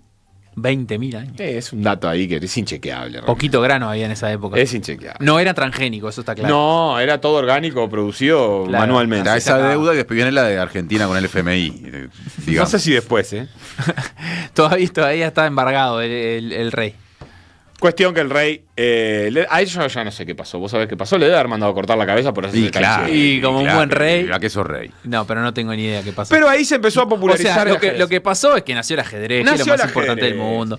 Y pasó. Lo que yo creo que también está bueno de esta anécdota es que sirve como metáfora de la cantidad de posibilidades que ofrece el ajedrez. Que hay en esta pequeña serie de Netflix un detallado de esto, de no sé, los cuántos millones de movimientos que pueden llegar a suceder como hipotéticas posibilidades durante una partida de ajedrez, que hace que un ser humano sea incapaz de jugar todas las partidas de ajedrez posibles, pero ni en 1000 años. Bueno, hay una cuenta que también da vueltas por ahí, que capaz que está en el documental, que dice que las combinaciones posibles de partidas de ajedrez son más que átomos hay en el universo. Claro. A mí me sonó exagerado, pero a mí también. Pero el universo pero visible, bueno. por lo menos, dijeron. Ah, ¿el universo visible? Es mucho más chico. Y bueno, no sé. Pero no ya el mundo, el universo. Visible. Pero por lo menos, para llevarlo a algo más terrenal, hay más combinaciones posibles que granos de arena en el mundo. Ajá. Pero hay más granos de arena que átomos. ¿Quién se ha tomado el trabajo de contar los granos de arena? No me vengan a mentir acá. A ojo, así. La ciencia, viste, que tira mucha fruta. La ciencia tira mucha fruta. Si pasa, pasa. Cuestión que llegó el Mundial de Ajedrez, empezó hoy, y les quiero contar un poquito nomás del Mundial para ponernos a hablar de historias de los Mundiales. Está haciendo en Singapur, a un formato que es al mejor de 14 partidas lentas, o sea, que es bastante largo. Las partidas son de 120 minutos iniciales para cada jugador, y después de la jugada 40 tiene cada uno 30 minutos, y 30 segundos por cada jugada se le va incrementando el tiempo, y después desempatarán en partidas rápidas. Este mundial, el ajedrez ha cobrado mucho vigor en el último tiempo, basado fundamentalmente en la capacidad de jugarse a distancia que tiene, que se ha multiplicado de una manera también exponencial, creo yo, sin saber demasiado de matemática, porque claro, es mucho más fácil de hacer ahora, esto de jugar contra otro, y también es muy fácil enfrentar a los mejores jugadores del mundo en cualquier tipo y cantidad de torneos, todo el tiempo, en una plataforma online. Y ya es una cosa universal, es decir, en el momento en el que esa posibilidad se presenta, que es hace unos años, el ajedrez era un juego expandido de forma universal, entonces también tenía esa facilidad, no es como un eSport que hay que esperar que venga una generación nueva de niños o de jugadores que aprendan y generen una cultura alrededor de esto. Es una cultura que ya tiene cientos de años. Sí, y que tiene un impacto muy grande, además en niños, que ahora vamos a hablar un poquito, pero que lo aprenden casi que de una forma misteriosa muy rápido y que entran a muy joven edad a competir contra los mejores del mundo. Eso hace que sea muy motivante, porque imagínate, estás aprendiendo a jugar al ajedrez y de repente a los 12 años por ahí jugás en el campeonato nacional de tu país. O más en algunos casos, evidentemente. Pero se está jugando mucho al ajedrez, las plataformas están creciendo mucho. Hay que decir que no es muy habitual, pero en el Mundial de Ajedrez se disputa ahora sabiendo que el mejor jugador del mundo actual y posiblemente el mejor jugador de la historia, que es Magnus Carlsen, el noruego, no compite. No. Él renunció a competir en el Mundial. Ya el Mundial anterior, siendo campeón, decidió no ir. ¿Por qué? Porque se había aburrido, porque él entiende que las partidas lentas son demasiado aburridas, él es muy superior a sus rivales y se está dedicando a cosas como esta que estamos viendo ahora en el canal de YouTube, que es, además de ganar los torneos serios que no son el Mundial, que eso sí lo juega, básicamente streamea desde su habitación, borracho. ¿En serio? ¿Está para esa? Bien. Ahí está, por ejemplo, lo estamos viendo como borracho con una chiquilina y otros chiquilines atrás. Hay una comitiva. Empieza a jugar. Sí, él tiene su habitación, pone música electrónica y se ponen a tomar y entonces empieza a jugar. Ama esa forma de jugar. ¿Pero por qué se Yo entiendo una parte de lo que le pasa. Porque si vos resolvés muy rápido algo que dado que el reglamento lo ampara, puede resolver probablemente peor que vos y tomándose mucho más tiempo. En un momento es un poco desalentador estar ahí. Sí, y además el ajedrez, en esto que tiene de positivo, también lo tiene un poco de negativo, que es que se volvió un deporte que tiene mucho estudio a través de computadoras. Hoy por hoy, ya hace muchos años, ningún humano le puede ganar a una computadora, a un celular directamente. Claro. Entonces, la verdad es que lo que terminan jugando los humanos es a quien sabe desarrollar mejor las líneas que los módulos de computación entienden. Entonces, cuando lo tenés desarrollado, hay lugares donde ya no hay mucho lugar para la improvisación, sobre todo en partidas lentas. A él le gustan más las rápidas porque ahí tiene que aparecer la picardía y de hecho está siendo principal patrocinador de un formato de ajedrez que se empieza jugando con las piezas en desorden. Es decir, se ubican en el tablero de una manera que no es la tradicional. ¿Pero es arbitraria o viene pautada? No, bueno, los dos empiezan con la misma posición, pero se sabe en el momento, les dan una determinada cantidad de tiempo después de que la tienen para estudiarla y empiezan de ahí. Entonces eso anula la teoría. ¿Y el ajedrecismo tradicional permite esas cosas? ¿No genera discusiones? Genera muchas discusiones, pero más discusiones genera lo que han sido los mundiales que ganó Magnus Carlsen, donde por ahí jugaban 14 partidas, como pasó con Fabiano Caruana, y todas eran un empate, porque ya no había posibilidad de vencer al otro realmente, con suficiente tiempo para pensar. Entonces, nadie quería ver eso. Para fortuna del mundo, sí, Magnus Carlsen no compite. Compite Ding Liren contra Gukesh Domaraju, que le decimos Gukesh, los que seguimos el mundillo del ajedrez, porque no sabemos pronunciar ninguno de todos los apellidos indios que hay. Indios, bien. Ding Liren es el chino triste. Es el actual campeón del mundo, número 23 del ranking, ojo, pero actual campeón.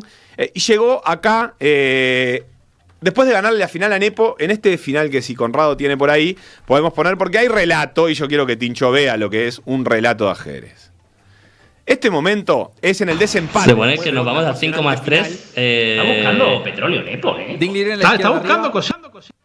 El tablero de ajedrez Sí, ya. No, se presenta en el medio. Torre C4 es la única que se me ha ocurrido, pero ahí al fin. Y arriba a la derecha todo el esto. trío de españoles más A ver conocido si del mundo alguno de los hispano, que que me es el está que relata. escuchando. Y el de abajo a la izquierda es Nepo. Me En gustaría esta saber posición si algún había unas mundial se ha tablas decidido por cantadas Blitz. y la Dama única de manera cuatro. que tenía Ding Liren era Pues nos ultimos seguro que no, porque Magnus ganó en el segmento rápido. A ver si alguien nos lo puede decir. Dama de 4, pensando Ding. Si no hace rey G8 y rey H7, a su familia le da un jamacuco. Lo que le quiere decir ahí, Pero está pensando que no van a ganar. Cuidado con Ding. Cuidado con Ding, que todavía hace Torre F7. Cuidado con Ding, que todavía con minuto y 20 hace. Ding suave. Es la típica, igual ha hecho rey H7 para ganar tiempo y ahora te juega a ganar, ¿eh? Pero que no puedes a ganar con un minutito, Ding. Con un minutito. Rey G2. Va a jugar el tío a ganar, ¿eh? ¡A jugar! ¡No! ¡El rey se clava! ¡No! ¡Puede venir a T4! ¿Pero qué ¡La hace? torre se queda fatal! Pero Torre G6 es una locura de jugada. O sea, yo cubrirse en F7 lo entiendo, pero en G4. Ah, quiere hacer dama G4, dama G4 y no pasa nada. Ya, pero la clavada te propiamente dicho, el chino triste todavía no era el chino triste, era el chino arriesgado, tenía felicidad en la vida, como este rey que todavía estaba corriendo por su deseo, y en el momento en el que su rival, Nepomniachtchi, un ruso un poco más favorito que él, digamos, lo estaba casi ofreciendo tablas por repetición, Ding hace una jugada que todos los manuales de ajedrez dicen que no debes hacer, que es clavar a su torre delante del rey, es decir, perder la movilidad de su torre. Una jugada que él entendió que le daba una ventaja a posteriori, que efectivamente fue así, porque Ding empezó a construir a partir de ahí una ventaja porque todavía era el chino feliz. Y llegó el final de la partida. Conrado, si lo tenés por ahí para ver el final del Mundial pasado. Pepe Cuenca, el que relata, es el del medio, ¿eh? Y la cadena ser de la gente. Hace lógica también. Marfil B2 parece un jugador, sí. Sí, Pero vamos a Alfil ver. 5 es mala. H5 tablas porque no tiene casilla buena para defender el peón. Alfil 5, H5. Hay que hacer H5, cuidado. otra. Le queda un minuto. Si amenaza H5 y la dama no puede mantener la diagonal para defender C2. Bueno, si hace H5 merece ser campeón del Tiene que mundo. hacer H5 el chino. Alfil 5. ¿La hace o no la hace? Tablas. Esta No profilaxis. hace un minuto, creo que la está oliendo. Cuidadín Liren. H5 casi única gente. Pero H5 dama de 5, Cuidado. No es fácil, no es dama de fácil. 5. Ahí alfil 7, poco a poco. Sí, el tema es evitar la jugada de desviación, ¿no? Sobre el peón de C2. Bueno, menos de un minuto cada uno. 10 segundos por jugada. ¡H5! ¡Hostia! Que nos quedamos sin H5. pantalla. Rey F1 al PL5. Bueno, cuidado, sostén la pantalla, Miguelito. Este tiene que. ¡No! Aguanta. H5, aguanta. Se está cayendo la pantalla, se está cayendo la posición de Nepo. Es una locura esto. Le viene al Pero es como quien ve trepar a lateral izquierdo, poner un centro al 9 que está solo, y yo lo que estoy viendo ahí es un tablero de ajedrez. Exactamente. No entiendo nada. Exactamente. Es el tablero de ajedrez con el que Ding en este momento empieza a salir campeón del mundo, con un relato parcial, de todas maneras, de quienes lo siguen, que hinchaban por él. Hinchaban por él. Atacar al chino feliz. Es más, ahora lo dejamos correr igual el videito ahí porque se va a hacer su momento de felicidad. ¿Qué pasó después de eso? Ding entró en un pozo depresivo parecido al del rey que inventó el ajedrez. Se puso muy triste, pero muy triste. La genialidad. Después de salir campeón. Claro, pues ya había cumplido con todo. Exactamente. Tremendo. Muy triste. Al punto que empezó a perder todas las partidas, algunas cometiendo errores infantiles, de novato. De novato. Y no quería salir de su casa. Así llegó a que en el último año, en los últimos 305 días que llegaron hasta hoy, no había logrado ganar una sola partida en el ritmo clásico del ajedrez. Digamos que era jugador de ajedrez igual, o sea, muchas ganas de salir de su casa no tuvo nunca. Y chino, además que... o sea, qué sé yo. Disciplinado.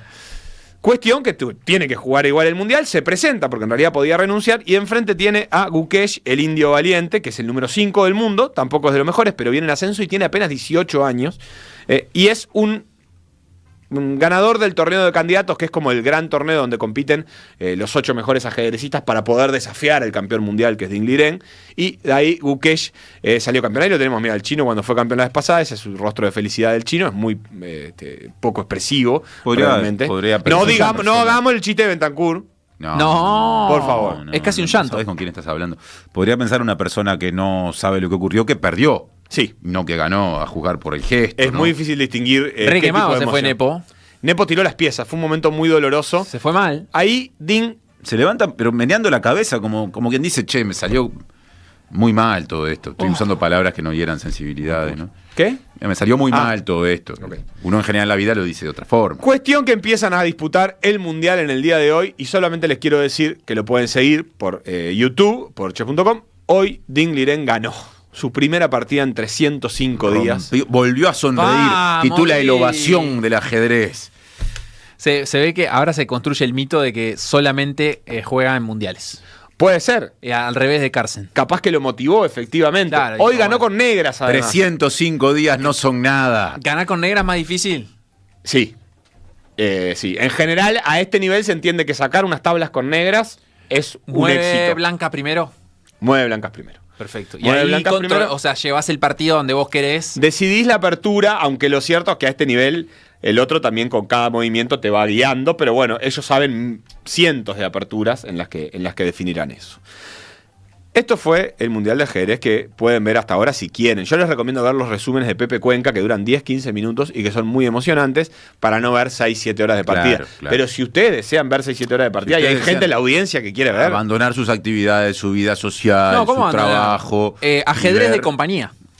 Pero tenés que prestarle una cierta atención. Es un nuevo servicio de SECOM. Para ciertas tareas, puede ser una buena compañía, pero si tu trabajo demanda mucha atención, ahí tenés un problema. Tiene una cosa interesante y polémica el ajedrez actual, que es que los que están transmitiendo saben cuál es la mejor jugada posible. Entonces vos podés ver la partida, es como si vos vieras un partido de fútbol. En el partido de fútbol las habilidades del jugador influyen de alguna manera, creo que mucho más, pero en definitiva no hay una única jugada. Uno podría decir, bueno, sí, agarrarla de ahí y ponerla en un ángulo.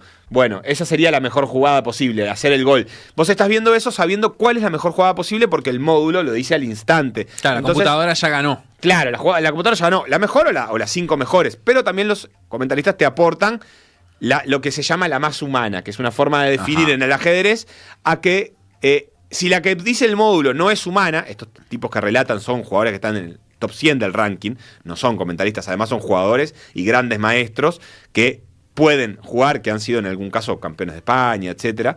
Te dicen, bueno, esta es la mejor, pero la que estamos buscando, la que está buscando es esta, que es la humana. Las otras son de módulo. Bueno, les quiero contar un par de grandes hitos del Mundial de Ajedrez para entrar en la parte de geopolítica. ¿Se va? Sí. Como dueño de posición de Adelante. comentarista, como dueño de esta cabina, Sí. no sé qué nombre le vamos a poner, pero se lo pondremos otro día. ¿Te parece bien si hacemos una tanda y redondeamos entonces con el resto de las historias del ajedrez? Por favor. Una pequeña pausa y ya venimos. Por decir algo. Lo que pasó en PDA Radio, revivilo en pda.uy, radiomundo.uy, en YouTube, Spotify o cualquier plataforma de podcast. Si hay deportes, hay PDA Radio.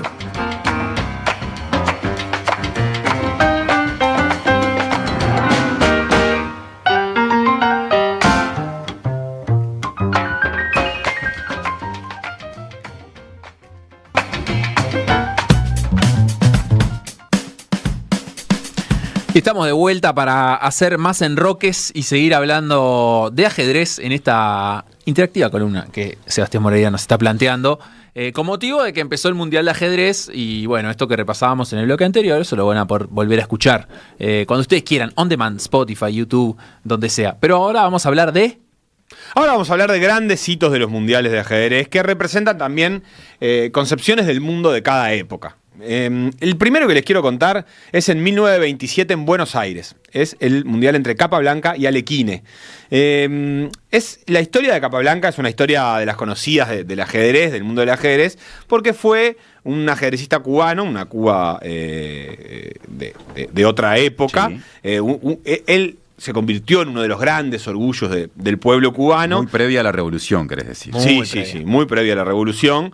La verdad es que no tengo la fecha de nacimiento por acá, pero nació por 1900, un tipo de... 1888. Lejísimos. Era un pequeño hijo de un comandante del ejército español en Cuba, que un día su padre estaba jugando una partida de ajedrez contra otra persona, un recreativo, digamos, y en un momento, él le cuenta la leyenda, que Capablanca estaba sentado al lado, y medio que lo para en seco, niño, 5 años, y dice, no, el caballo, hiciste trampa. El padre dice, no, ¿cómo? Sí, no se puede mover así. El padre iba a proceder a pegarle un sopapo, claro, que es lo que corresponde, por supuesto, y tiene como un rapto ahí de que dice, no es que dice, no debo pegarle a mi hijo porque si no pedagógicamente puede tener perturbación. Fue por otro lado. No, dijo, ¿y este cómo sabe? Entonces le preguntó al hijo, le dijo, ¿vos cómo sabés que yo moví mal el caballo? Si no sabés jugar. ¿Cómo que no sé jugar? Y el pequeño Capablanca empezó a mostrarle los movimientos que había hecho su caballo y le dijo, este caballo puede ir acá, acá, acá, acá, acá o acá, pero no a donde vos lo pusiste, y le empezó a mostrar que había aprendido a mover las piezas a partir de una serie de observaciones de las partidas de ajedrez del padre sin que nadie le enseñara. Eso fue para el padre un descubrimiento increíble, y ahí empezó a respetar a su hijo. No digo que antes no lo hiciera, pero más, respetarlo más. Con este me salvo, decía. Claro, pega un pase. Los sabanos. Capablanca, por lo tanto, se convirtió en el símbolo del ajedrez del genio infantil. Él, que es una figura muy conocida en el ajedrez, un pibe que rápidamente domina el ajedrez y aprende todo sin que nadie le termine de enseñar, sino que aprende por su propia capacidad. Se terminó convirtiendo en campeón del mundo en 1921, pero lo interesante fue el día que defendió el título. Él puso una serie de condiciones para hacer la defensa, recién estaban empezando los mundiales, alguien lo tenía que retar, y se entendía que el campeón mundial decía cómo, cuándo, dónde, por qué premio, todo. Y él dijo, bueno, hasta que no se junten $10.000 que se van a repartir de determinada manera, yo no le doy a nadie la revancha. Y mientras tanto, Capablanca jugaba bastante poco. Cuentan que era un tipo que le gustaba el buen vivir. Ajá. Andaba de castillo en castillo. De castillo en castillo, me gusta. Con su capa blanca. Con su capa blanca. Me gusta el ladrillo. En 1921 entonces había sido campeón en La Habana ante el alemán Lasker, y pasó que en 1920 sucesivamente no se juntaron esas condiciones, pero en 1927 apareció el presidente argentino Torcuato de Alvear y en persona dijo, yo pongo los $10.000. Cuando digo en persona, digo con la plata del Estado argentino, por supuesto. Ah, ¿en serio? Exactamente. Él había sido embajador en Francia, había quedado absolutamente enganchado con el mundo del ajedrez y dijo, yo pongo la plata, se disputa en Buenos Aires el Mundial de Ajedrez y listo. Capablanca entonces pasó a ser campeón del mundo, pero con necesidad de defender su título. Él lo iba a hacer contra Alekhine. Dice la leyenda que el cubano, que había perdido muy pocas partidas en toda su carrera y que pensaba que era invencible, fue a Buenos Aires y empezó a conocer las mieles de una Buenos Aires de los años 20, sí, claro, que era una ciudad de las más importantes del mundo. Y eso hacía que sucedieran muchas cosas. Me imagino. Muchos castillos. Muchos castillos. Mucha bebida, muchas mujeres, mucha comida. Especialmente un romance con la argentina Gloria Guzmán, una actriz de la época que parece que fue de alta cobertura mediática, al que Capablanca se entregó como si no tuviera que defender el título mundial de ajedrez. Ajá. En contrapartida, se descuidó. Alekhine inició en algún punto el ajedrez moderno. Fue y estudió a conciencia todas las partidas de Capablanca, entrenó muchísimo, empezó a cuidar su físico, algo que en ese momento no existía en el ajedrez, pero se preocupó por comer bien, por dormir bien, por cuestiones que no estaban asociadas al ajedrez, que todavía era un juego como de dandies. Para que la mente esté lo más despierta posible, digamos. Exactamente. Y el resultado fue que Capablanca terminó jugando mal y perdiendo el título mundial contra Alekhine, se decía, por culpa de Gloria Guzmán, obviamente. Claro. La culpa la tenía ella. Después de eso, empezó Alekhine, soviético él. Perdón, sí, está bien dicho. En esa época está bien. Estamos hablando de 20 y pico largo. 20 y pico largo. Sí, no, ¿él es de San Petersburgo o estoy diciendo mal? Bueno, empezó la escuela soviética en la que él fue parte. Nació en Moscú. En Moscú. Y creo que competía por Francia ya en algún momento. Él tuvo algunas dificultades que no me voy a poner a explayar, pero no estaba del todo bien visto por el régimen y en algún momento se fantaseaba con que una partida de ajedrez le había permitido conservar su cabeza pegada al resto del cuerpo de una manera biológicamente responsable.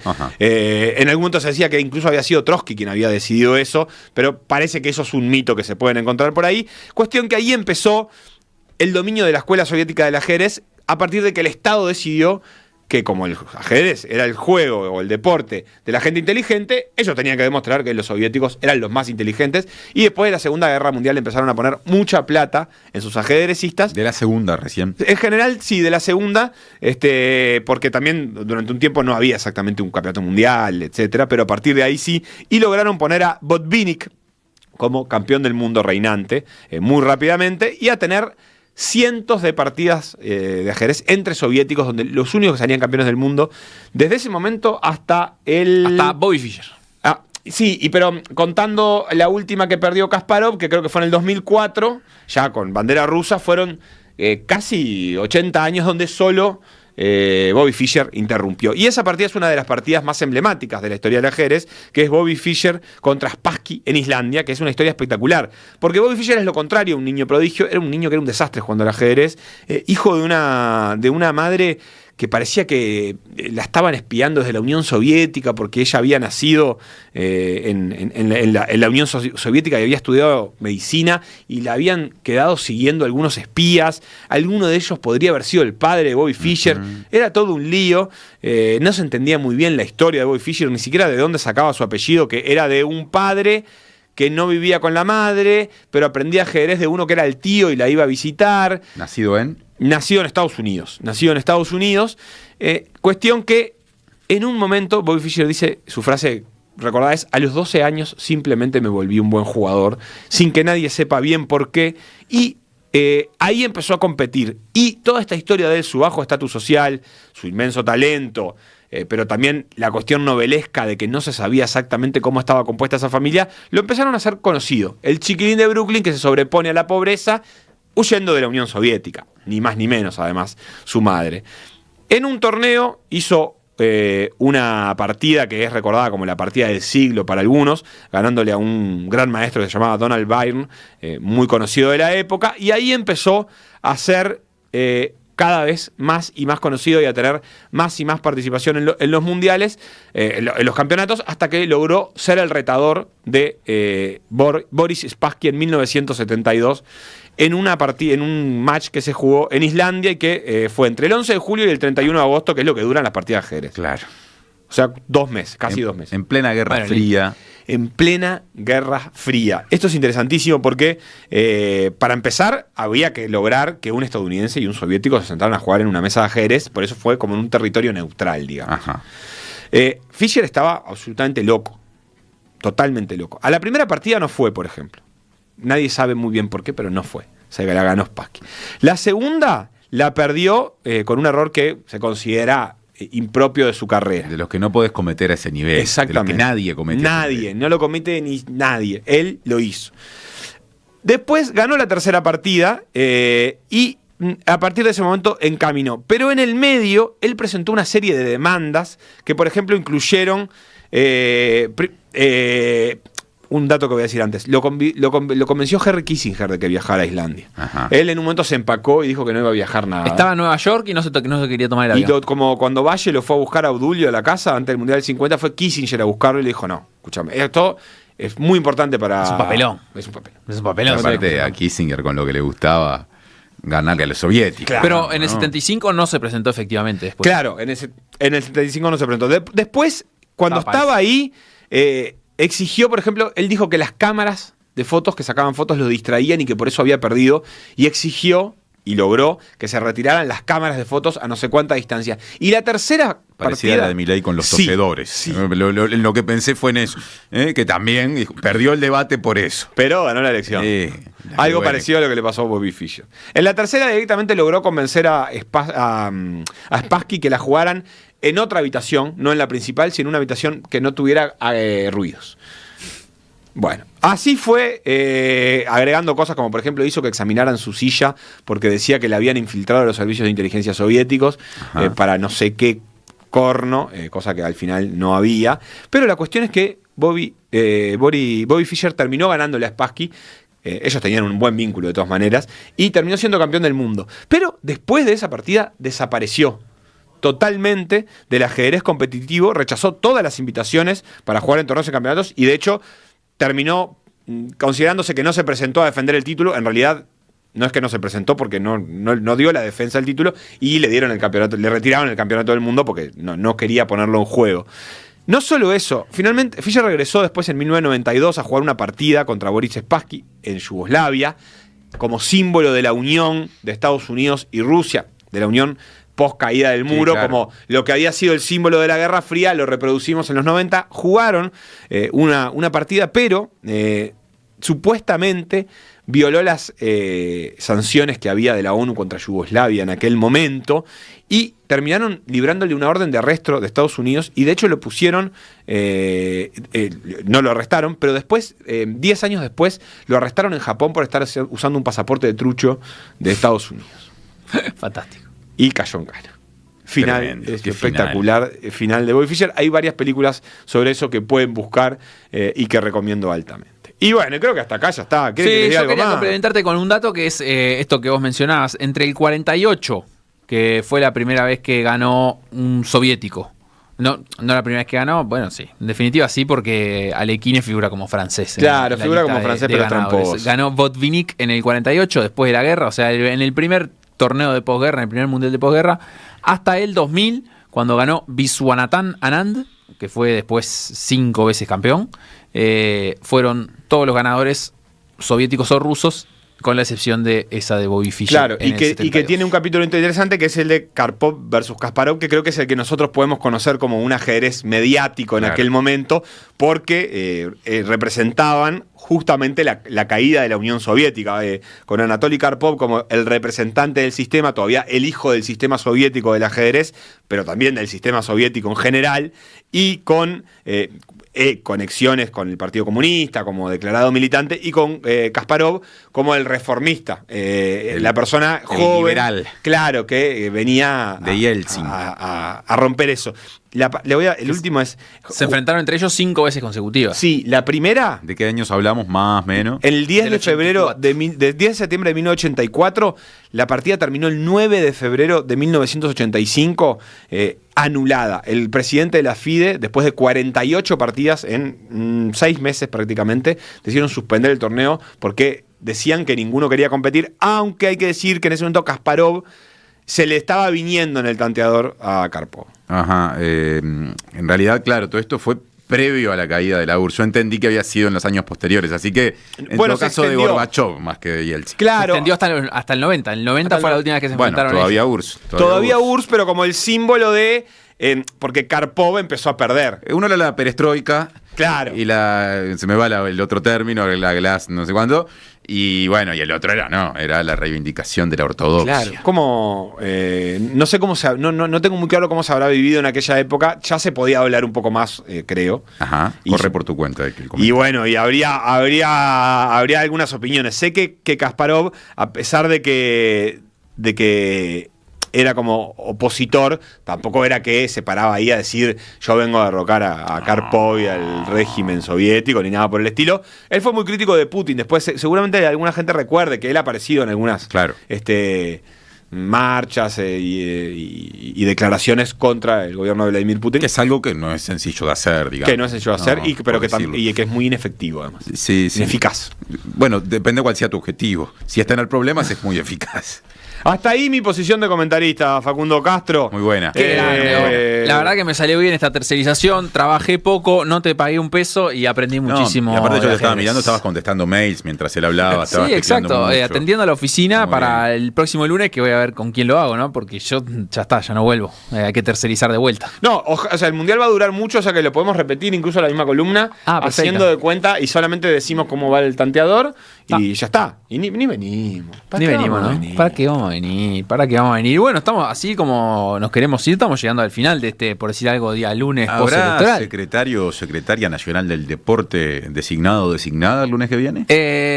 Parece difícil, ¿no? ¿Habrá tenido Ucha su reunión con el designado ministro de Economía, Gabriel Odone? Eso parece imposible, me parece, porque creo que Odone tiene una agenda un poquito apretada en estos próximos días. Pero bueno, son preguntas que quedan pendientes. No me gustaría irme de este año de PDA sin entrevistar al quien vaya a ser designado secretario nacional de deporte, aunque estimo yo que debe ser una de las tareas que quedan para el final en la lista. En el borrador del mail ese donde Yamandu Orsi se anota, tengo que designar al ministro de Industria. Pero aparte, pero bueno, estaremos atentos. La transición uruguaya es una de las más largas del mundo. Es verdad, es verdad. El carnaval. Sí, tenemos esas dos características. Estamos para esa. Y todo nuestro proceso electoral que empieza que empezó abril de este año. A mí me encanta. Yo siempre que dicen que van a unificar algo me pongo muy triste porque a mí me encantan las elecciones. Yo quiero que haya muchas más. Quiero unas elecciones de medio término, todo. Quiero estar todo el tiempo haciendo elecciones. Pero paraliza la actividad del país, a mí Sebastián. No me importa un carajo la actividad del país.